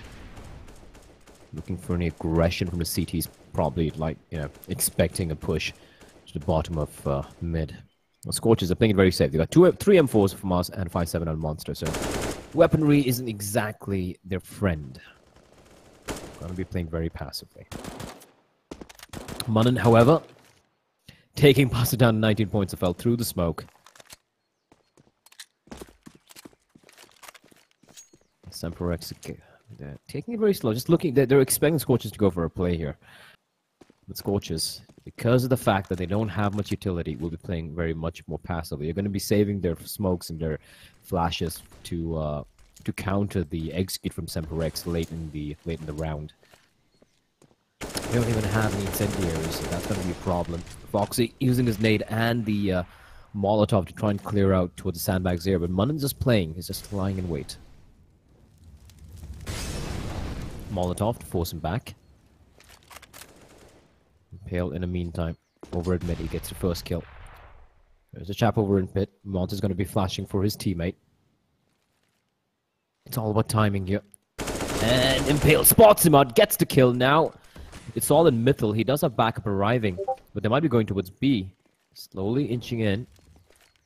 And Munin's got a lot of work to do. Flash is perfect. There is still a guy above, though, and it's going to be DNM who gets the first kill. Middle finds Impale in the meantime. Munin, perfect timing with the peek, and they're going to get completely wrecked. Shut down. And then one flashbang saving them all. A nice hole in the end. That looked very unlikely for Scorchers, to be honest. It was a 5v3. But a nice crossfire being set up and a nice spray down coming in from the B-bomb side defense for Scorchers. And with that, money is once again going to be looking a little rough for SemperX. Not that bad, though, but they're just going to be sticking with the pistols. Forsaken going for the UMP and armor because he's got the money to work with. They'll just be looking to inflict a little bit more damage on Scorchers. Up in the hands of Krish.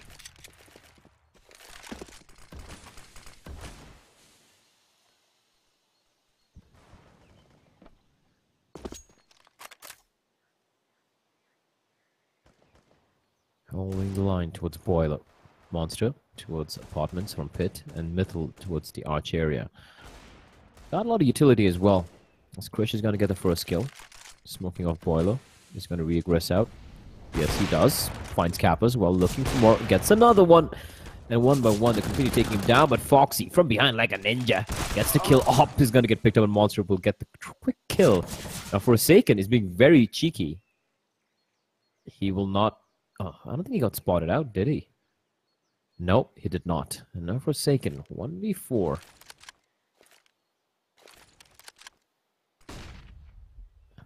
Flashbang comes out. DNM has no clue where the flash came from. There's going to be Monsters. Going to peek in. Finds Forsaken. It's going to be round number 10 for Scorchers. They still somehow hold on. Somehow they're still alive. But we do see another buy coming out from SemperX. Just need one more round to close it out.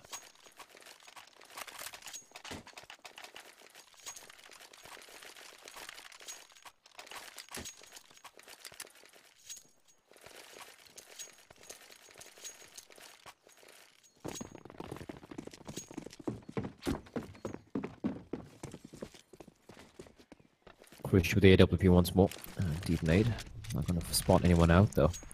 There's a fast play coming out here, but DNM holding the line. He finds Kappa. And Kappa, he got segregated from the rest of his teammates. And now he's going to fall. DNM just flashing his way out, trying to find something worth clearing it out. He's been the bane of anyone over in Banana. Krish in the meantime finds another frag on Impale. And they're falling without any trades taking place. So this is a little sloppy from SemperX. Already a man down, and then going in for a solo peek. I'm not too sure about that. It's relying a lot on luck, which I'm not a fan of.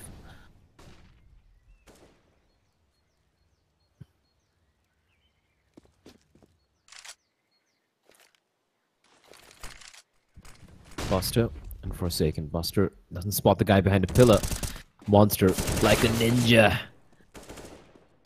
gets the kill, but he's done the damage. Forsaken's down to 9 points of health. Foxy picks up the C4. He's heading over to the A-bomb, so just one man waiting. 38 seconds. Metal just needs to get a kill on Forsaken, and then that's pretty much a round done and dusted. Then it's going to be 1v3 for Foxy. But they are making their way towards Arches.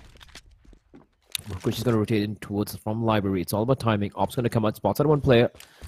It's in the area to prevent them from rotating around towards the Library area. And Forsaken's actually wrapping around here. It's all about timing. Krish. Only the line will not get the shot. He gets taken down by Mythil. Will line both of them. A perfectly timed spray down there. And they both get taken down. And there wasn't much time remaining as it was. 15-11. SemperX. They're just not able to close it out. They're struggling with this.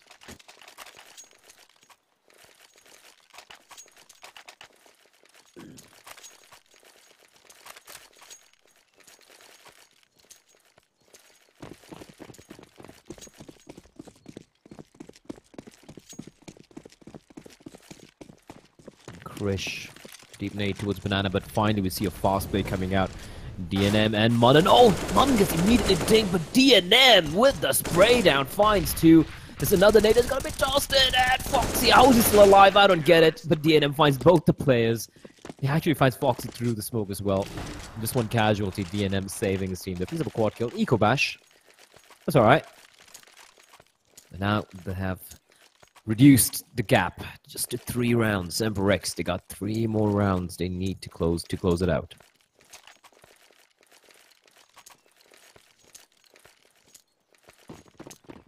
Luckily for them, they are also on 4th round loss bonus, so they're going to keep getting max loss bonus after this. Even if they lose, so that's one thing working for them. Krish, with the AWP again, aggressing out. Trying to find something. SemperX just, they're like, you know what, just leave Banana. I'm not going to bother with Banana. We're just going to be working towards A.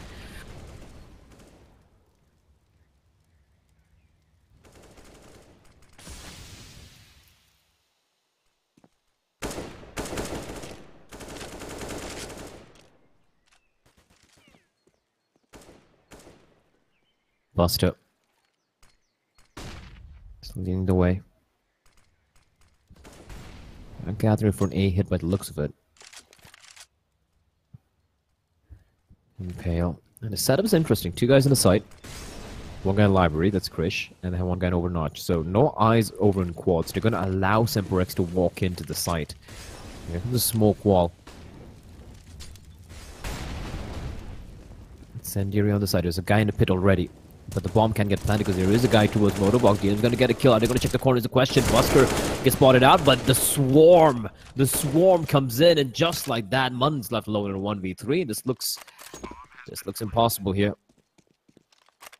It's going to require a miracle. They don't have any utility remaining on SemperX though, so that's one advantage of Munnan, but neither does he. Just has 1 flashbang. Oh, never mind. They had 1 incendiary, 1 Molotov picked up. Bomb is taking away Munnan. They should hear that. They should hear the take. He's going to get 1 kill. 2 more to find. He's going for the pre-fires. There's Foxy playing at the back of the side. Manan, is he going to go for the shot? Oh, no, he doesn't. Turns around. Foxy will punish him for him. GG, well played, being called by both the teams. And SemperX will take the win in the end there. 16-12. The swarm and the A-bombs are working out perfectly in the end there. And that's it. My name is Blair. Hope you guys enjoyed the game so far. Once again, I do apologize. Not feeling that great. My nose is stuffy and whatnot. So you guys, I might have sounded a little all over the place. But that's it from my end. GG, well played. I'll catch you guys tomorrow on D Sports with the other games. So for those of you who might be curious, this is the ESL India Premiership Masters League, where there's going to be 2 games played every day. One on television at 2:30 p.m. on D Sports. The other one is on YouTube, which is the game which I'm casting right now. So I'll see you guys tomorrow at 2:30 p.m. on D Sports on TV, and then later on in the evening on the YouTube channel as well. GG, well played. Thank you for tuning in.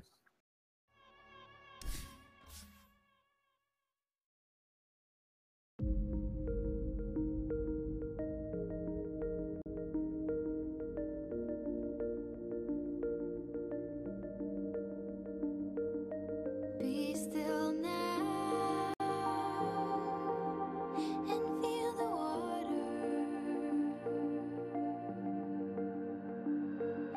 Keep the ground upon your cheek when you dwindle in. You be kind and let me go. I'm as timeless as you feel.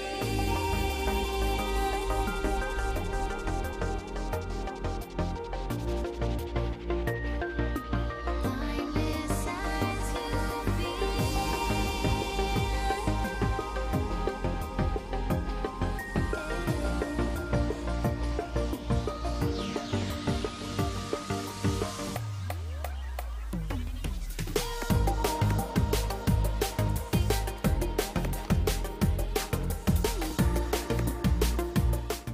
Well, the game did finally go into SemperX's favor. What an amazingly played game there between SemperX and Scorchers. 16-12 the final scoreline. Now we have one final game left in this Day 9 live stream of the ESL India Premiership 2017 fall season.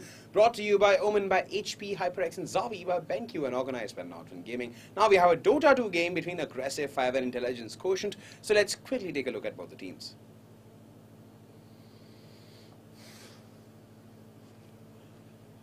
Alright, starting with Aggressive 5 there, they're led by Omkar Pasolu Rankaran based out of Mumbai. They constantly finish second in the online session of the summer season of ESL India Premiership 2017. However, at the summer season finale in Mumbai, the team failed to convert their online presence at the LAN event. Now, they opted for a roster change in the fall transfer window. Prasad Bhatto's Saina Lavde has left the team. And to replace him, Darshan A35 Bata has been brought in. Meanwhile, Paddling and Negi will be switching their roles. Now, taking a look at the opposition, the Cambodian-based team, Intelligence Quotient, they are very talented and enigmatic in the region. In fact, they are the summer season finale winners of the ESL India Premiership 2017, beating NTT Gaming there in the LAN finale. Now, their star player, OO number 7 Meng, boasts of a 7.9k MMR, and in order to attend the LAN finale of the Premiership, the team crowdfunded its travel. Now, the team surprised everyone at the summer season finale in Mumbai. They beat India's top 10 teams in order to clinch the 3.5 lakh grand prize back in Mumbai on the 1st and 2nd of July. And they've already won their first set of matches in the July term of fall season. They are expected to finish in the upper echelons of the ESL India Premiership 2017 fall season. So will Intelligence Quotient prevail, or will Omkar's team seize the day? Well, we've got so much more action in Dota 2, and all of us are just raring to go. So let's take a look at Dota 2.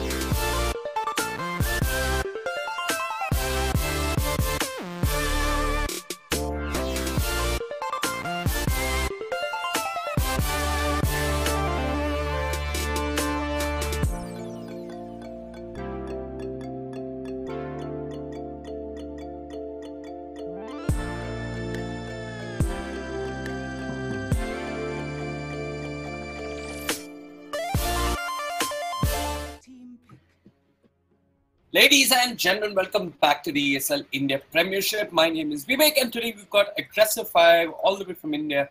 Not all the way really, but Aggressive 5 from India facing off versus IQ all the way from Cambodia. At the beginning of the previous phase, a lot of hopes were pinned on Aggressive 5. We thought they were the team to beat, and they were the team that could manage to take a game away from NTT Gaming. Unfortunately, they didn't end up doing that. NTT Gaming ended up losing in the finals. But once again, we're in phase 2, and this time, can Aggressive 5 redeem themselves and find their full potential in phase 2 of the ESL India Premiership? This started out with an unconventional draft. They opened with the Slaughter and the Underlord. I'm assuming this is going to be Pinkman on the Slaughter and possibly A35 playing the Underlord. Excuse me. On the other side, IQ, they're opening with the Nyx Assassin and the Monkey King. It's pretty much a dead giveaway here that it's a core Monkey King. This is something that we see more and more of late. Damn. Yeah. It's going to be a core Monkey King, and with the Jingo Mastery and maybe even the Boundary Strike, he should have enough kill potential to bring down the Underlord. Core Monkey King truly in the meta. I guess if I'm banning out the Keeper of the Light, one would assume that Blinding Light is one of the better ways to deal with the Monkey King. Fun fact, in the lobby before the game started and while the toss was going on, Aggressive 5 opted for second pick, which means that they indeed do have last pick going towards the end of this draft. There has been a switch in Aggressive 5. Paddling is going to the mid lane with Negi going to the 1 position, and they just want to hold on to getting their hands on that last pick and giving Paddling the hero of his choice and also giving him a better lane to start out with. Intelligence Quotient, on the other hand, chose Radiant. Radiant is, well, easier to gank, funnily enough, and Aggressive 5 are known to be active very early on in the laning phase itself. You can approach the Radiant mid lane from both sides without getting spotted out by the tower. While it's pretty much not the same case for the dire mid lane. I mean, one point of access to the mid lane, namely the east side, is pretty much just blocked out. So Intelligence Quotient, the mid lane is a little vulnerable, but also another advantage to the Radiant mid lane is you've got the trees to work with right next to the east of the tower. So you can make plays from those trees if you're something like the Earth Spirit. But yeah, IQ, they banned out the Earth Spirit themselves. So they're not working with that. Also, the Radiant mid tower is a little easy to hold. You can teleport into those trees, and I mean, a lot of times those TPs won't be spotted out. They have picked up the Monkey King though, and I would honestly like to see a dire side Monkey King. He's just got more ease of access to gank the enemy mid laner, like I already pointed out. But yeah, I'm assuming once again that this is a co-Monkey King and something like a 4-position mix. Aggressive 5 though, throwing the curveball of all curveballs, a succulent Mustaq if one can say so. They picked up the Lich. IQ will not be getting their hands on their Lich this time.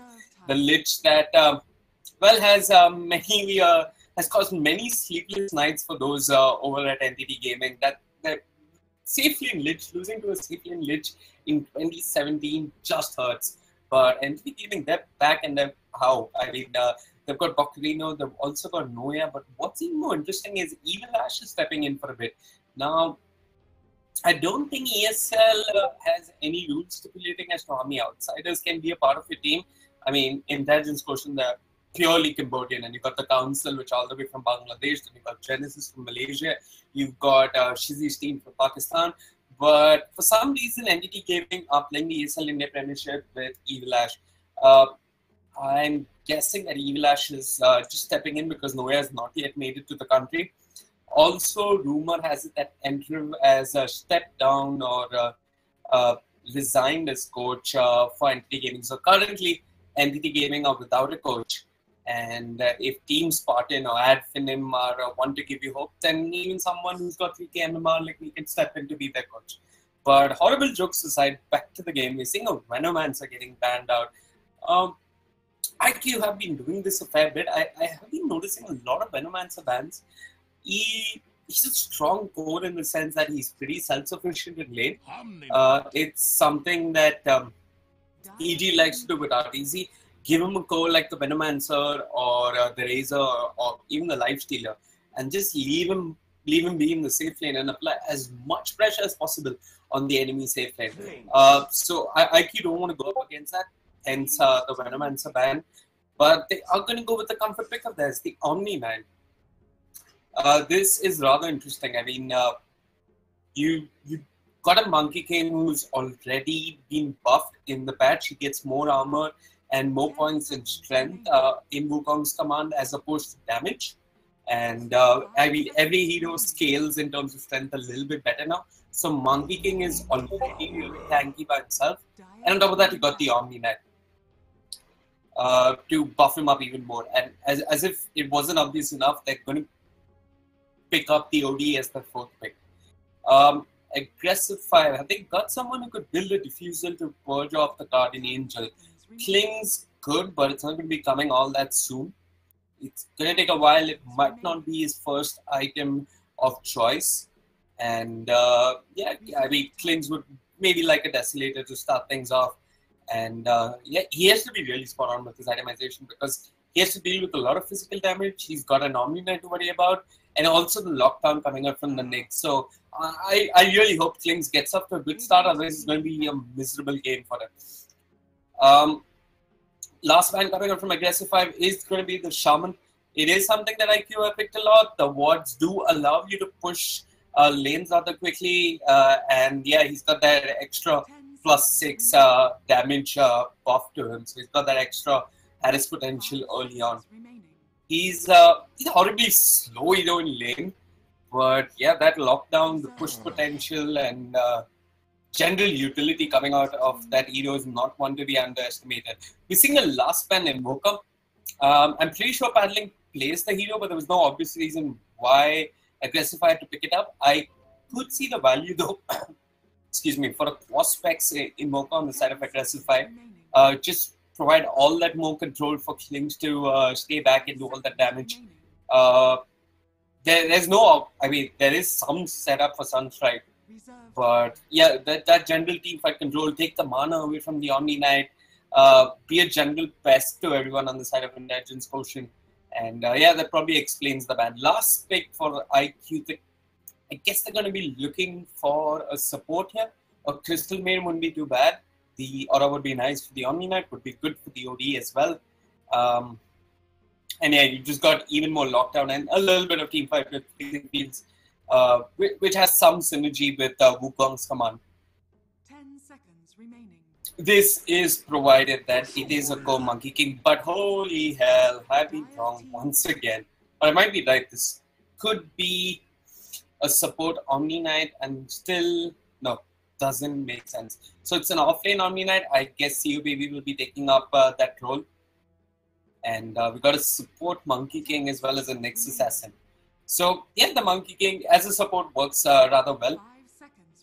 Can pretty much zone out the Unlord at level 1 with just a point in Jingu Mastery and maybe an Orb of Venom. However, Aggressive 5, last pick on the board, they want something in the mid lane to deal with the OD. You could go for the Lina. What else? You could do Quap. Quap wouldn't be too bad. That pure damage coming up from the Sonic Wave might just help bring down a hero who's got Repel on top. You basically want to pick up a strong laner.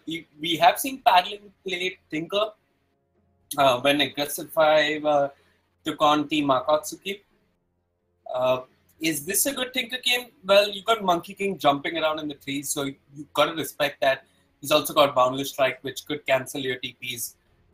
Maybe not the best of Tinker games, but along with the Underlord and the Dark Rift, got a lot of potential to move across the map easily and early on. We are going to see Viper getting picked up. So 2 heroes with a lot of range, namely the Klings and the Viper. Viper could do the Diffuser probably as a follow-up to his Dragonlance. If I'm not mistaken, Poison Attack is no more an orb effect. I need to check this once we load into the game. But yeah, Diffuser would be nice against the Guardian Angel coming up from the Omni Knight.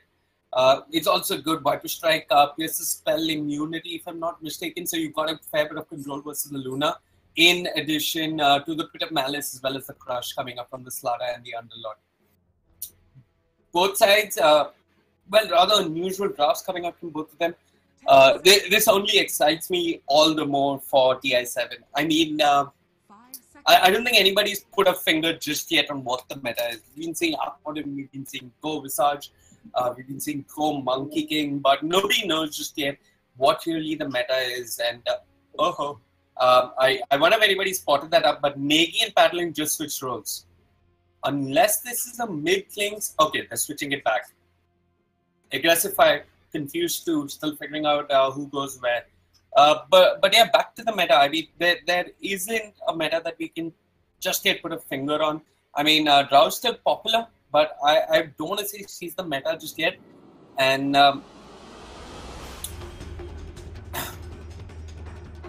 I just stopped talking so that you can enjoy this music and the load screen and all its glory.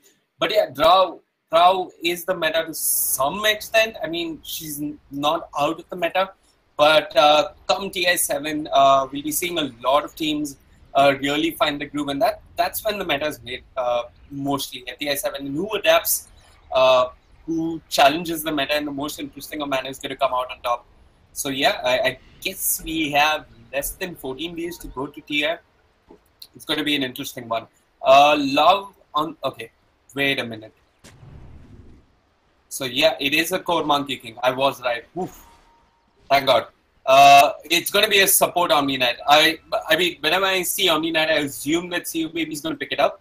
But we've got CO Baby and the next assassin. You know what? Why don't we just do a round of introductions? I'm going to start off with IQ. We've got No7. And I hope I've got your name right this time around, friend. No7 playing the Ursa Warrior OD in the hands of Kumi. OmniKnight being played by Love. CO Baby, their offlaner playing the next assassin. And that leaves us with Zing on the Monkey King, who's a cute, innocent little bunny just cutting across the map for the time being. On the other side of the river, we've got Pasol, the captain of Aggressify, playing the Lich. Slaughter being played by Pinkwin or Shabazz. Negi going in a safe lane with the Klings. Paddling going to the mid lane with the Viper, and that leaves us with 835 on the Underlord. Started out with Boots early on the Underlord. It's not something you see too often. Maybe he just feels that he needs the extra movement speed to keep distance from the Monkey King, who's got a whole lot of range to work with for a melee hero. I mean, he's pretty much a range hero at this point, but that staff whacking across, pretty much whacking across cliffs and whatnot. Once again, I am confused as all hell. So it is a support Monkey King, but I saw his starting items and I thought he was a core. So he's gone for the PMS as well as a couple of tangos. And yeah, he's getting pinged up. They know what's going up. Negi's pinged it out immediately, so they're going to fall for any of these courier sniping antics. Aggressify on their toes here.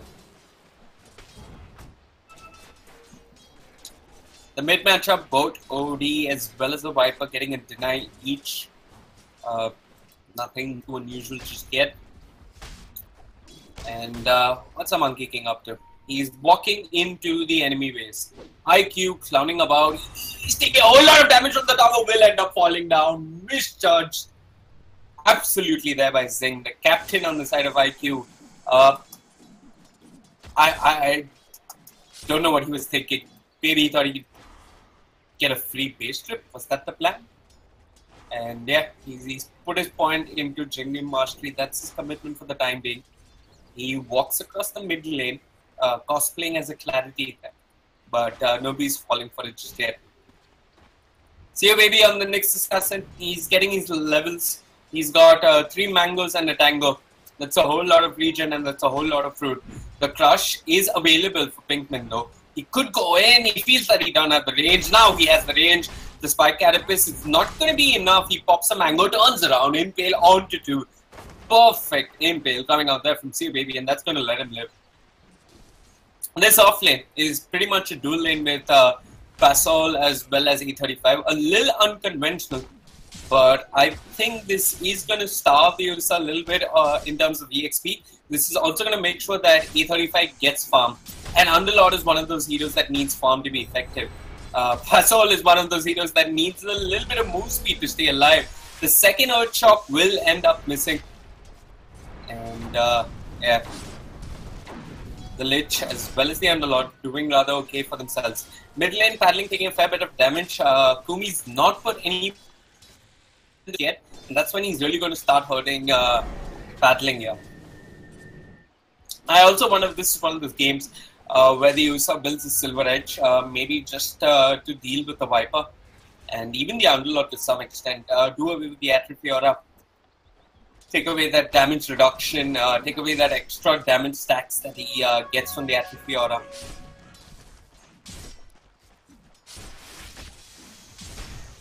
But yeah, also Silver Edge, not an item you see every day.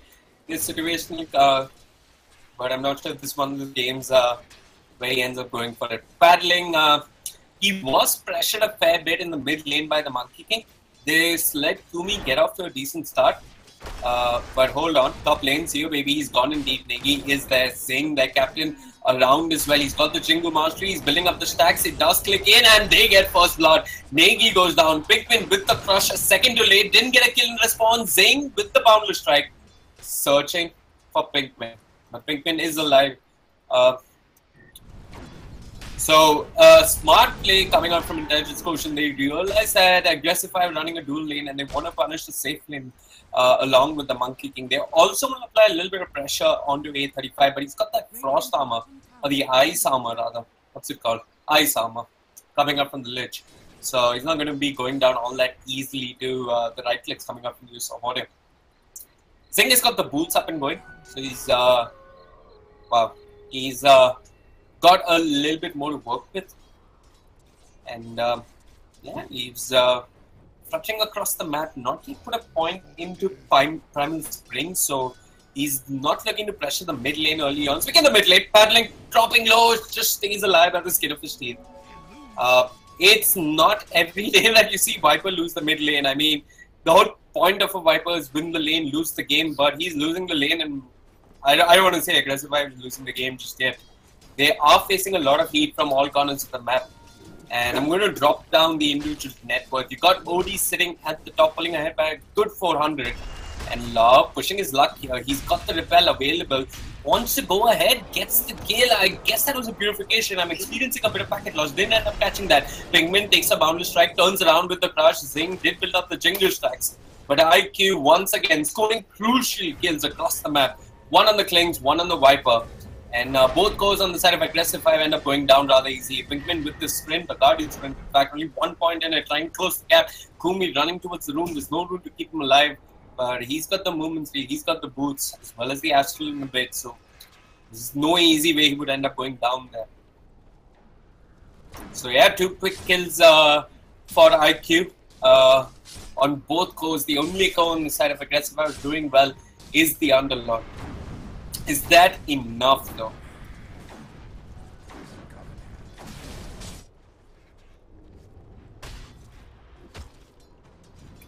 Boots on the Omni Knight, building into his soul ring. And yeah, Pinkman sees a career flying out his head, takes a hit, can take a couple of more, but shouldn't be pushing his luck too much here. Pops the crush and the sprint gets out of there. Zing. Disguised as the bounty rune. And ends up picking the real one there. 6 minutes in, Zing is at level 3 for all that roaming. He's managed to keep up in terms of levels. Doing quite well for himself. Secured kills in the top lane as well as the mid lane. A defining characteristic, I mean, if an Indian team ever goes to TI and we ever do one of those videos where we say what the team is really good at, Aggressive 5 are really good at the early game. That's really where they excel. Being aggressive in the early game, and a lot of it falls on this man here, Pinkman.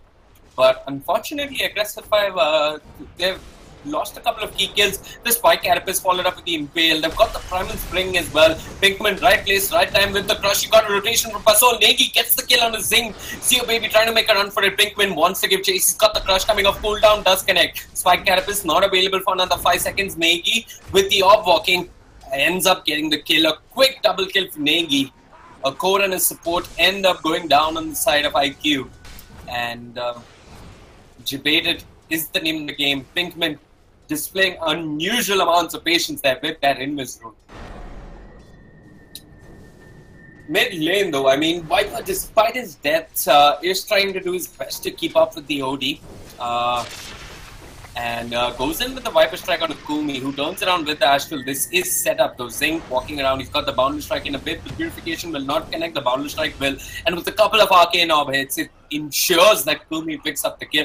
That's his second death on paddling in the mid lane within a span of 7 minutes. If IQ were ill-mannered enough to spam voice lines at this point, it's a disaster. Would pretty much sum up the start that paddling has had in the mid lane. Pinkman though, trying to get some easy EXP here. Wants to get the Tranquils up and going as soon as possible, and even the Blink Dagger if he can. A35's got the Arcane Boots, 3 points into Firestorm. So he can apply as much pressure as possible in this lane. Ursa's got Enrage, so the Bear's not going to be an easy kill for Aggressive 5. He's also making decent progress towards his Blades. He's got the Morbid Mask, so he could Roshan just with that if he wants to, once he picks up a couple of levels. And Aggressive 5 need to be on the toes here, keeping as much vision as possible around the Roche pit, which is kind of hard when you got a Monkey King to worry about. Once again, cosplaying as an innocent bunny. On the hunt. Pinkman making a rotation, trying to secure the illusion room for the Viper. Paddling's put 2 points into Nether Toxin. Hold on.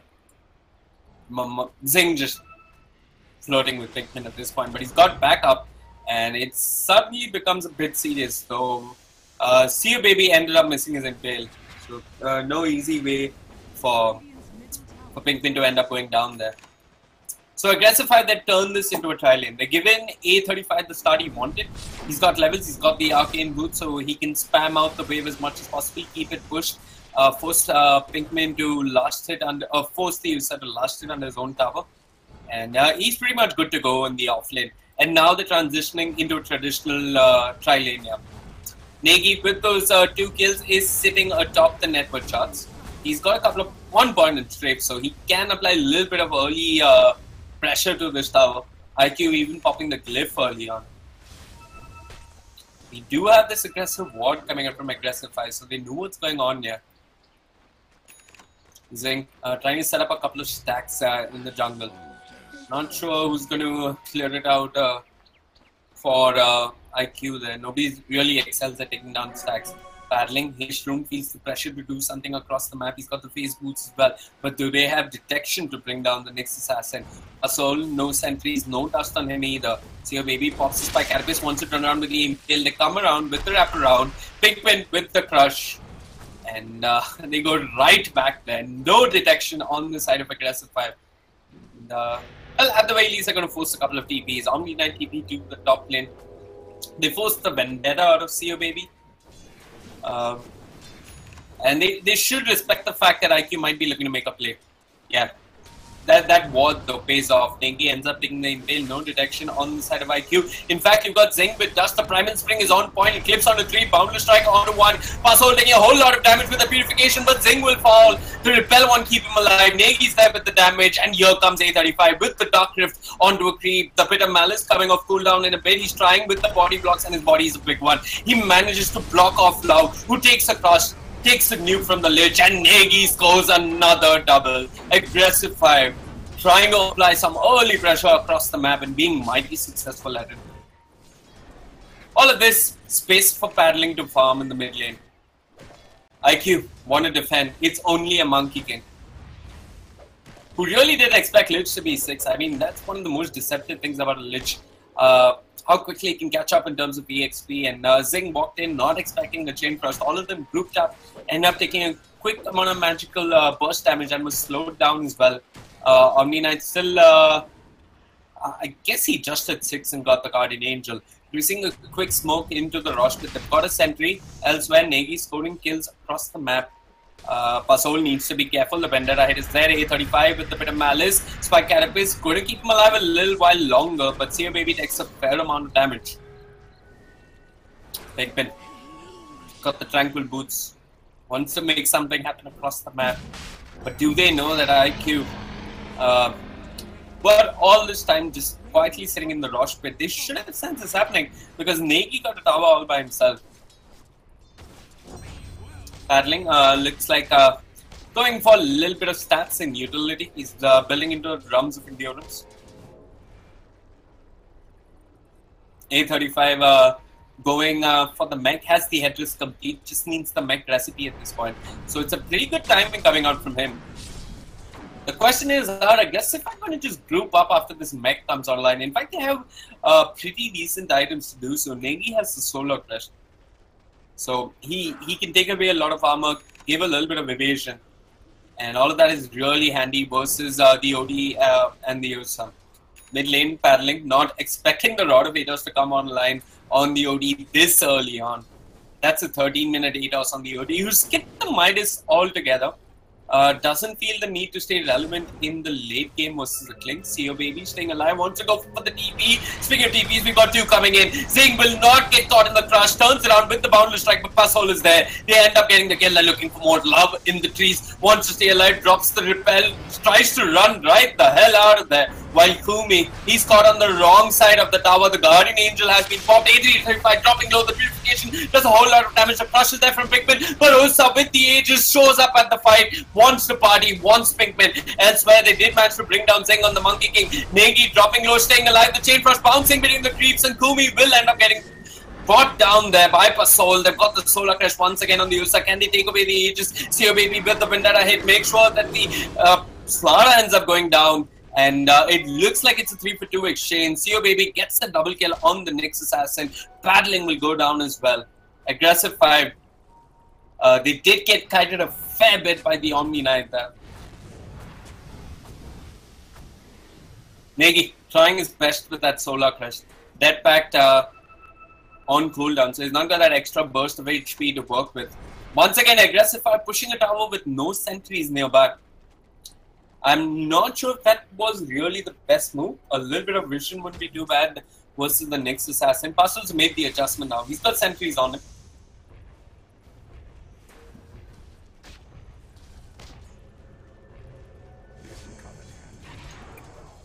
Once again, Aggressive Fight grouping up near the bottom lane. Usa still has the Aegis. IQ. Spending the mid-game farming. Some quality time with the creeps. Kumi's got the 8 or so. It's going to be good versus Negi and Pinkman.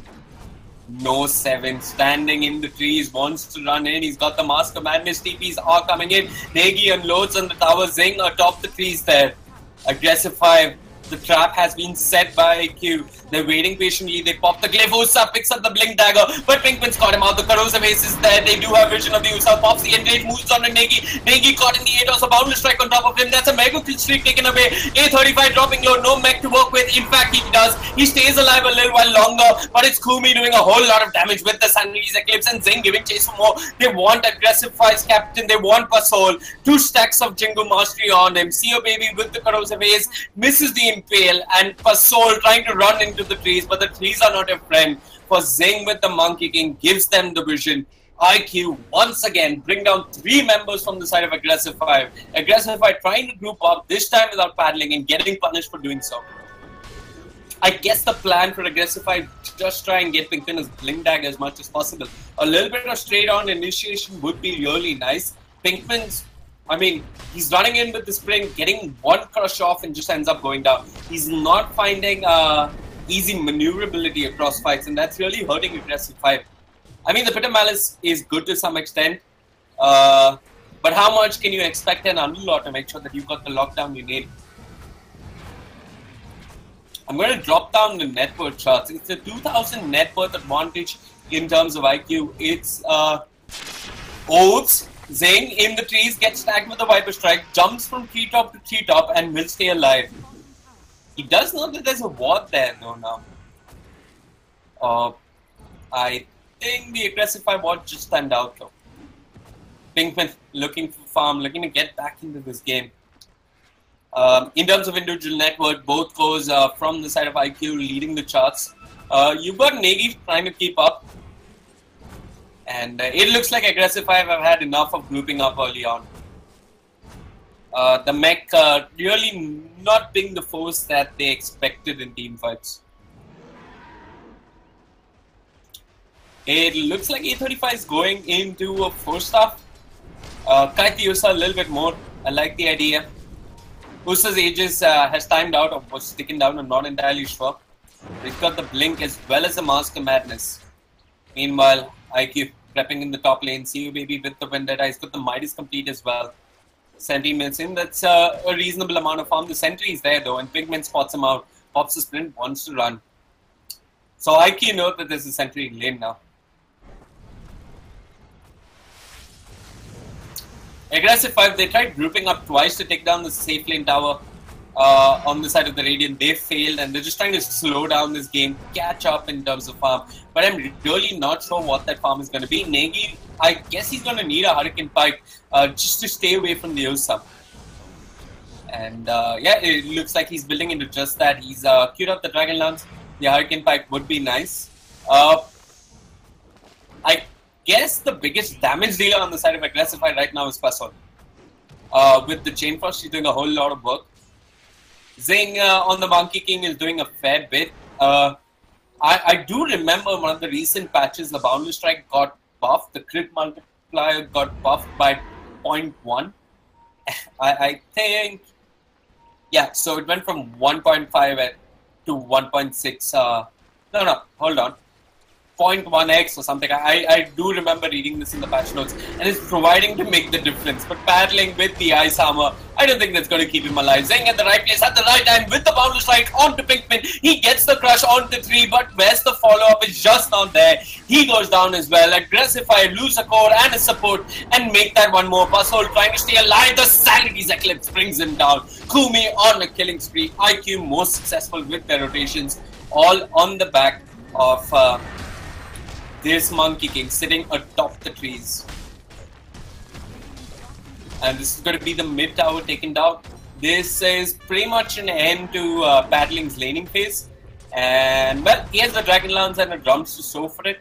That's cheap stats. It's rather effective. He's got 1.8k HP to work with approximately, and with the Corrosive Haze, he's going to be alive a fair amount longer. But I keep that not too bothered. See your baby though in the mid lane with the amplified damage of the Corrosive Haze is staying alive, but the Guardian Angel is there from the Omni Knight. The Repel as well, they're doing everything to keep him alive. Pinkman forced out of there at the right place at the right time. They've got the Viper Strike on the OD. See your baby trying his best, the Purification is there. He's holding on to the Impale, he catches 2. Negi and Paddling being controlled, while elsewhere Aggressive 5 are on the retreat. No 7 on the Usa giving chase. Blink Dagger coming off cooldown in a bit. Paddling stuck with the Spike Carapace. One See your baby, he's chasing him down with the Corrosive Haze. Will get the kill. Aggressive 5 on the hunt for more. Love trying to run, but he can't run from Negi and all that range. No 7 with the Repel, just giving chase, chasing down the Bone Cleanse, getting the kill. But the crush is there from Pinkman, and Paddling scores a double. Aggressive 5, a small victory for them in the mid game for some 20 minutes. And a huge gold exchange in their favor. Look at that XP flow in their favor. 4,000 XP odd in the favor of Aggressive 5. The question is, can they get an objective on the back of this?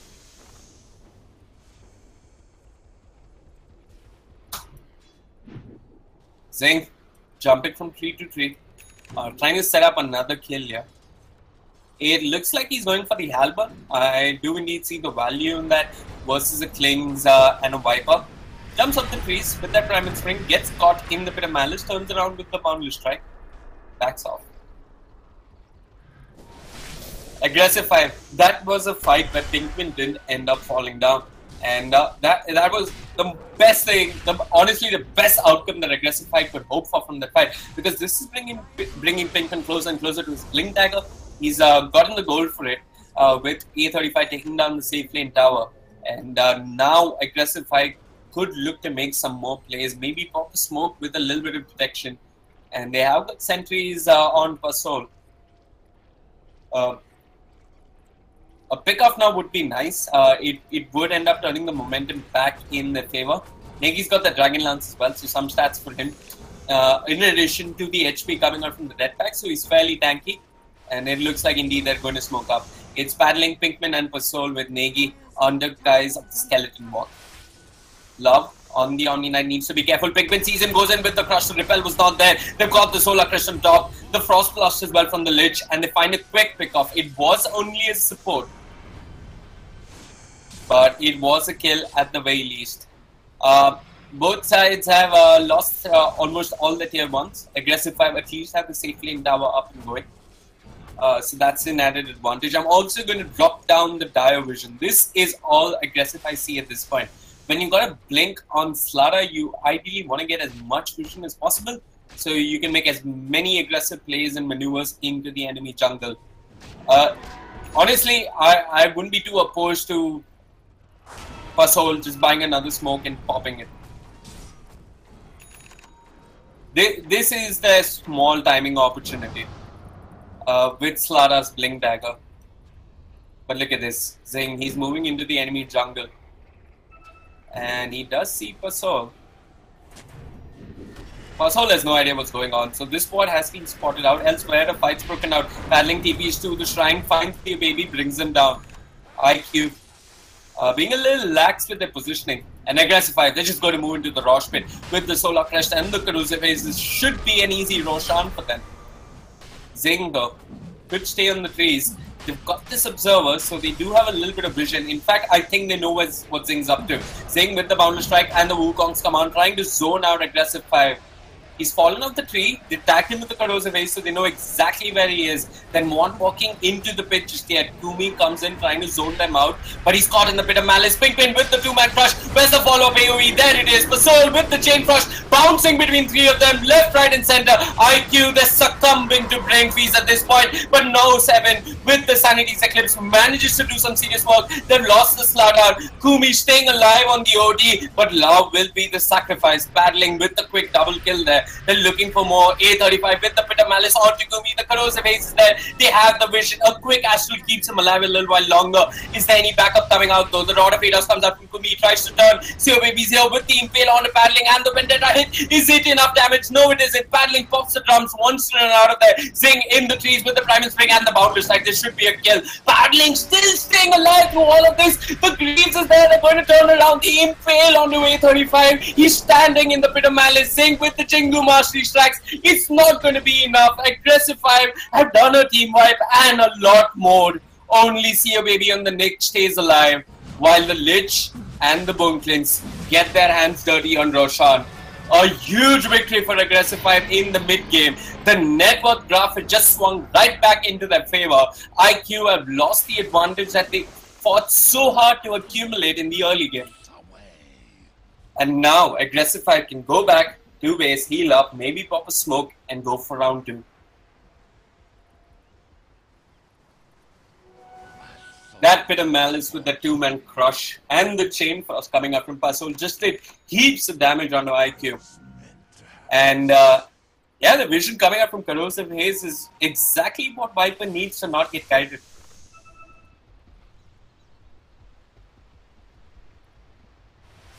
Folks, I really recommend you buckle up because I think we're in for one long game here. Nagy's got the Hurricane Pike complete, along with the Solar Crest. So it's going to be all that more harder for heroes like the OD and the USA not to get kited. I mean, A35's got his own 4 stuff. He's building into a hood. I honestly wouldn't mind a Blade Mail pickup on the Underlock. It'd be pretty decent versus the OD and the USA.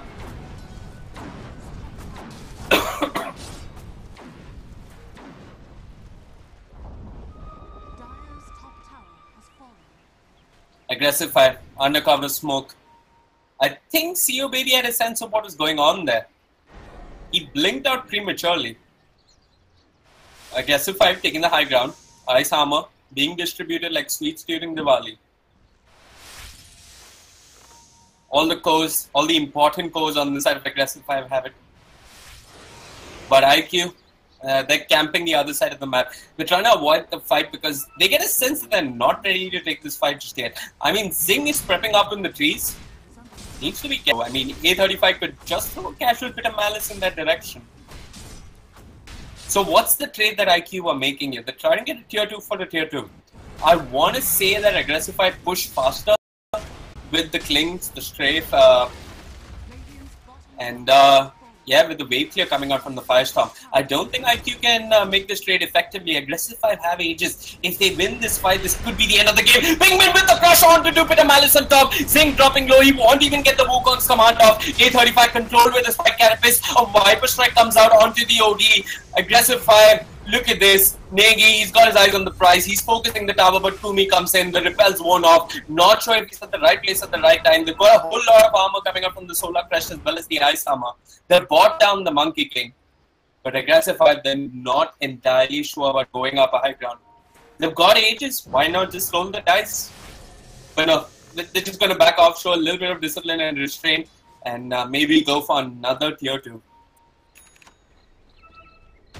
The question is, how can IQ itemize to avoid getting kited at this point? I like the diffuser, but is it enough though? Number 7. What is he doing? He jumps in. I'm not sure whom. It was for Soul. Got down with the Enrage. Sorry, I missed that. But here comes paddling. This is an Ursa with no ages. He's getting guided in the Pit of Malice. He stays alive. The Purification is there. The Repel along with the Guardian Angel. Everything to keep the Ursa alive. And Aggressify do not end up punishing his dive there.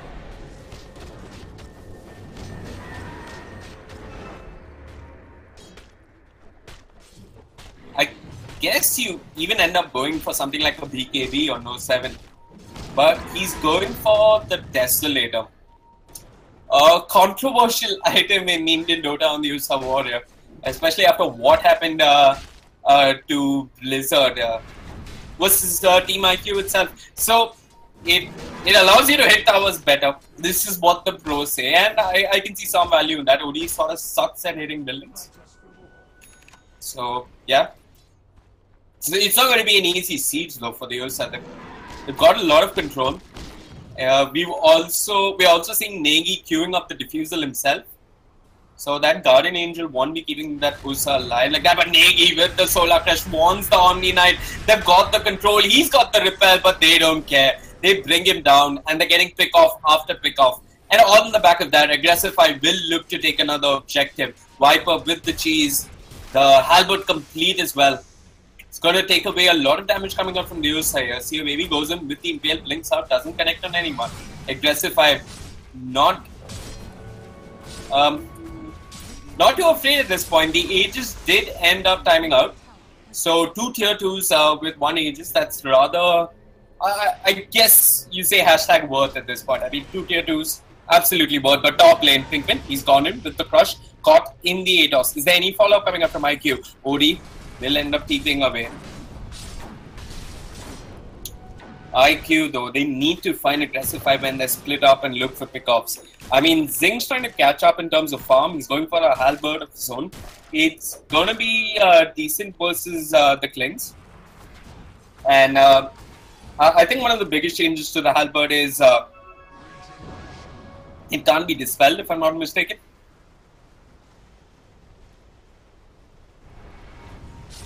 Yeah, it doesn't get dispelled by BKB amount. I'm pretty sure that was a patch change.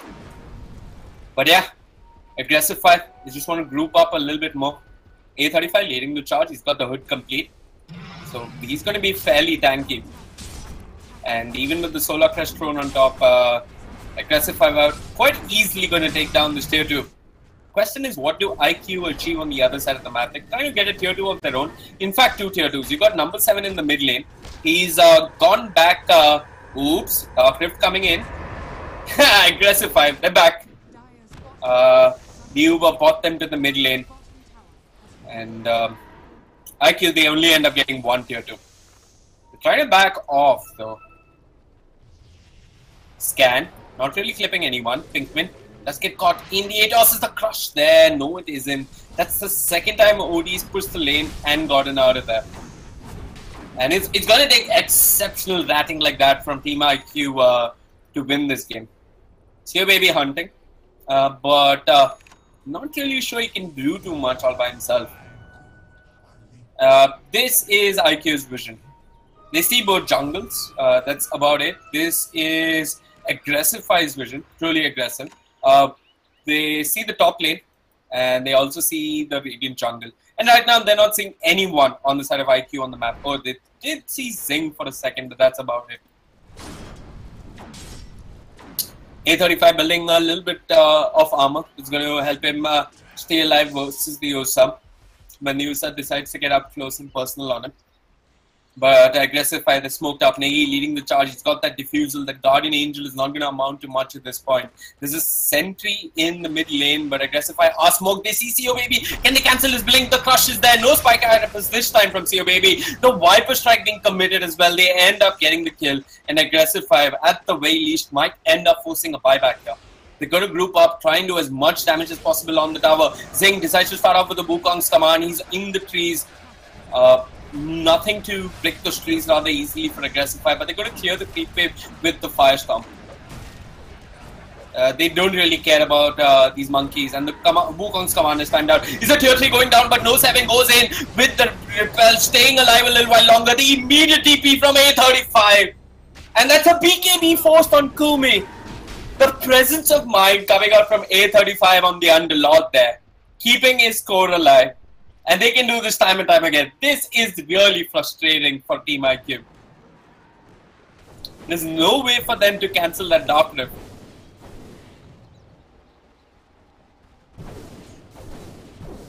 But now they got the Halberd on the Monkey King at least.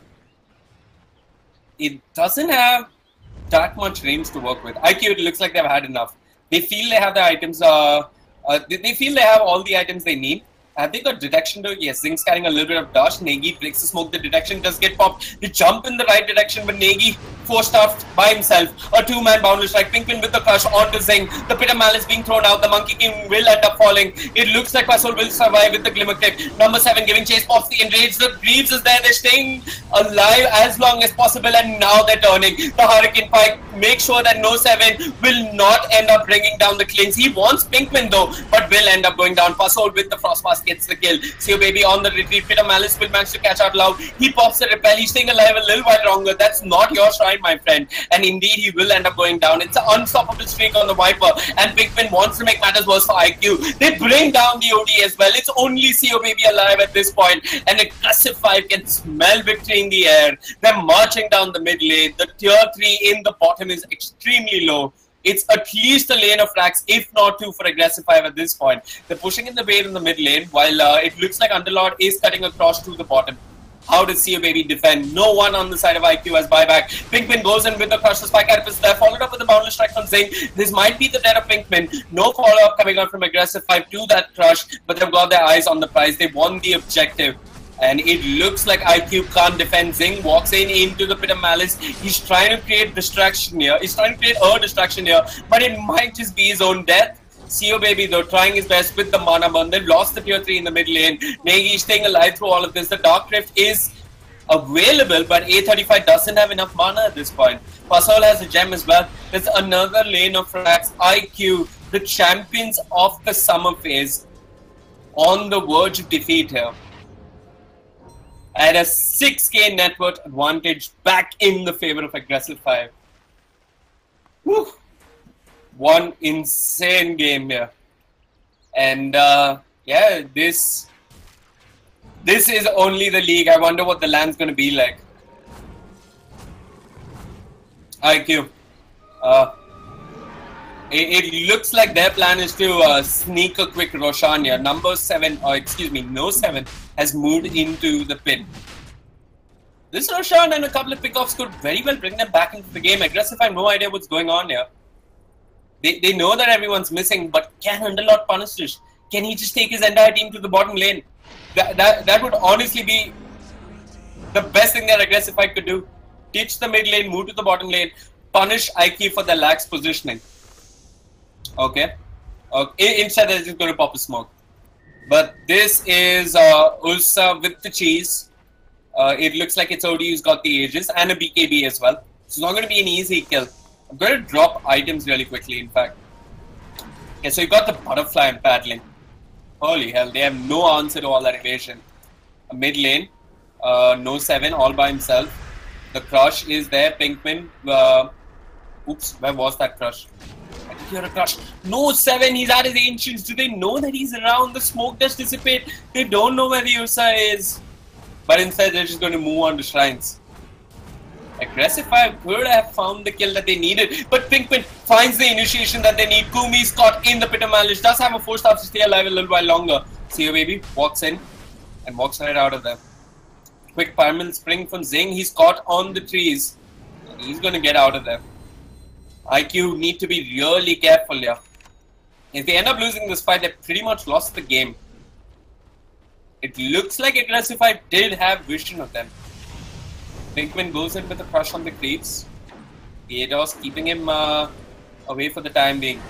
So they've got 2 lanes of racks. They've got a lane of racks as well as the melee barracks in the mid lane. Another tier 3 down, and it could very well be mega creeps or Aggressive Fire.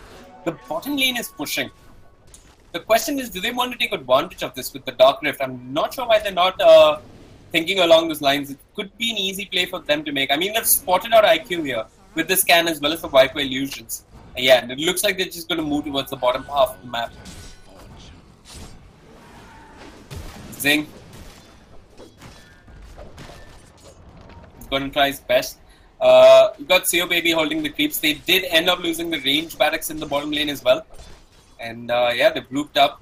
Pinkman could go in. He's got the first half and the blink goes in with the crush on his CEO baby. Negi with the follow-up damage, but he's got the Earthblade, the Ghost Scepter that keeps him alive, and he goes around back in for the Impale. A quick Yule Scepter, make sure that he stays alive. It was his own Yule, so he's going to stay alive for the time being. But Pinkman with the 3-man crush and the Chain Frost. The damage is too much from Pasol, who ends up staying alive with the 4-star coming up from his teammate number 7, getting guided with the Viper Strike. Negi in the middle of 4 heroes from the side of IQ. A 2-man Impale comes out from CA Baby with the Sanity's Eclipse. The man should bring down Pasol, but Negi wreaking havoc upon number 7 and bringing him down. They're taking away the OG just from the OD. They've got the Shiva's Guard as well as the Hood, and you've got a disconnect coming out from IQ at the worst possible time. IQ, they've had enough. They've tapped out. The GG is called. An Aggressive Fire along with Go Figure and Entity are the 2 other indie teams that have managed to take games away from IQ. What a game. I'm going to pin it on some smart itemization as well as some really good play all around from Aggressive Fire. If I had to pick an MVP, I put it on Pinkman and Pasol. Their initiation was on point, and at the 14-minute mark, it was the Slithering Crush along with the Chain Frost that really did a lot of work. I also like the fact that Aggressive Fire decided to babysit the Underlord for them. And him having mana and Greaves and Shivas and Hood, just meant that he could stand around, throw the Pit of Malice, give a lot of control, and also that one clutch save coming out from A35 there. Beautiful stuff coming out from Aggressive Fire, but folks, as far as the broadcast for Dota is concerned for today, this is it. And I couldn't have asked for a better way to resume my week here with a wonderful victory for Aggressive Fire over IQ. Anyway, folks, my name is Vivek. I'm from AFK Gaming. You can find me on social media at facebook.com/VivekCasting. GG, well played, and good night.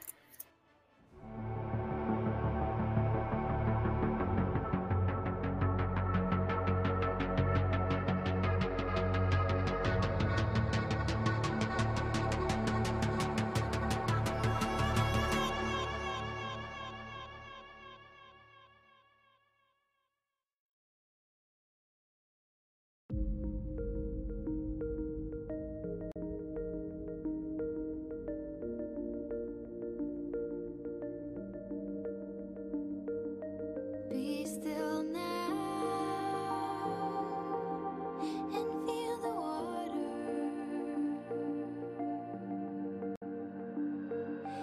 Keep the ground up on your cheek when you dwindle in. You be kind and let me go. I'm as timeless as you feel.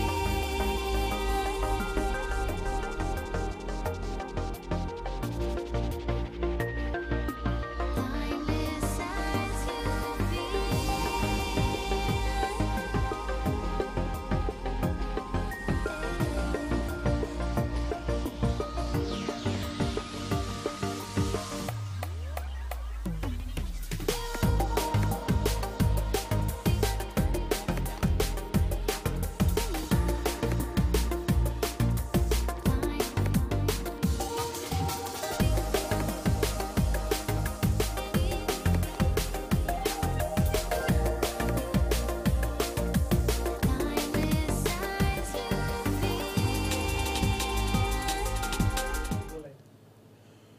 Well, ladies and gents, in this match of Aggressive 5 versus Intelligence Quotient, we have witnessed the loss of Intelligence Quotient in this match. Pasol and gang have definitely taken this upon their sleeves to make sure that, hey, the mistakes of the summer season are not going to be repeated again in the fall season. And there you go. Aggressive 5 takes home the victory against Intelligence Quotient for Cambodia. And this also, ladies and gents, brings to the end the Day 9 live stream of the ESL India Premiership 2017 fall season, brought to you by Omen by HP, HyperX and Zavi by BenQ, and organized by Northern Gaming. I'm your host Wagish Gotslebhan, and I go today with the promise that we'll be back again tomorrow at 6:30 PM IST with more Clash Royale, Counter-Strike and Dota 2. But for today, cheers.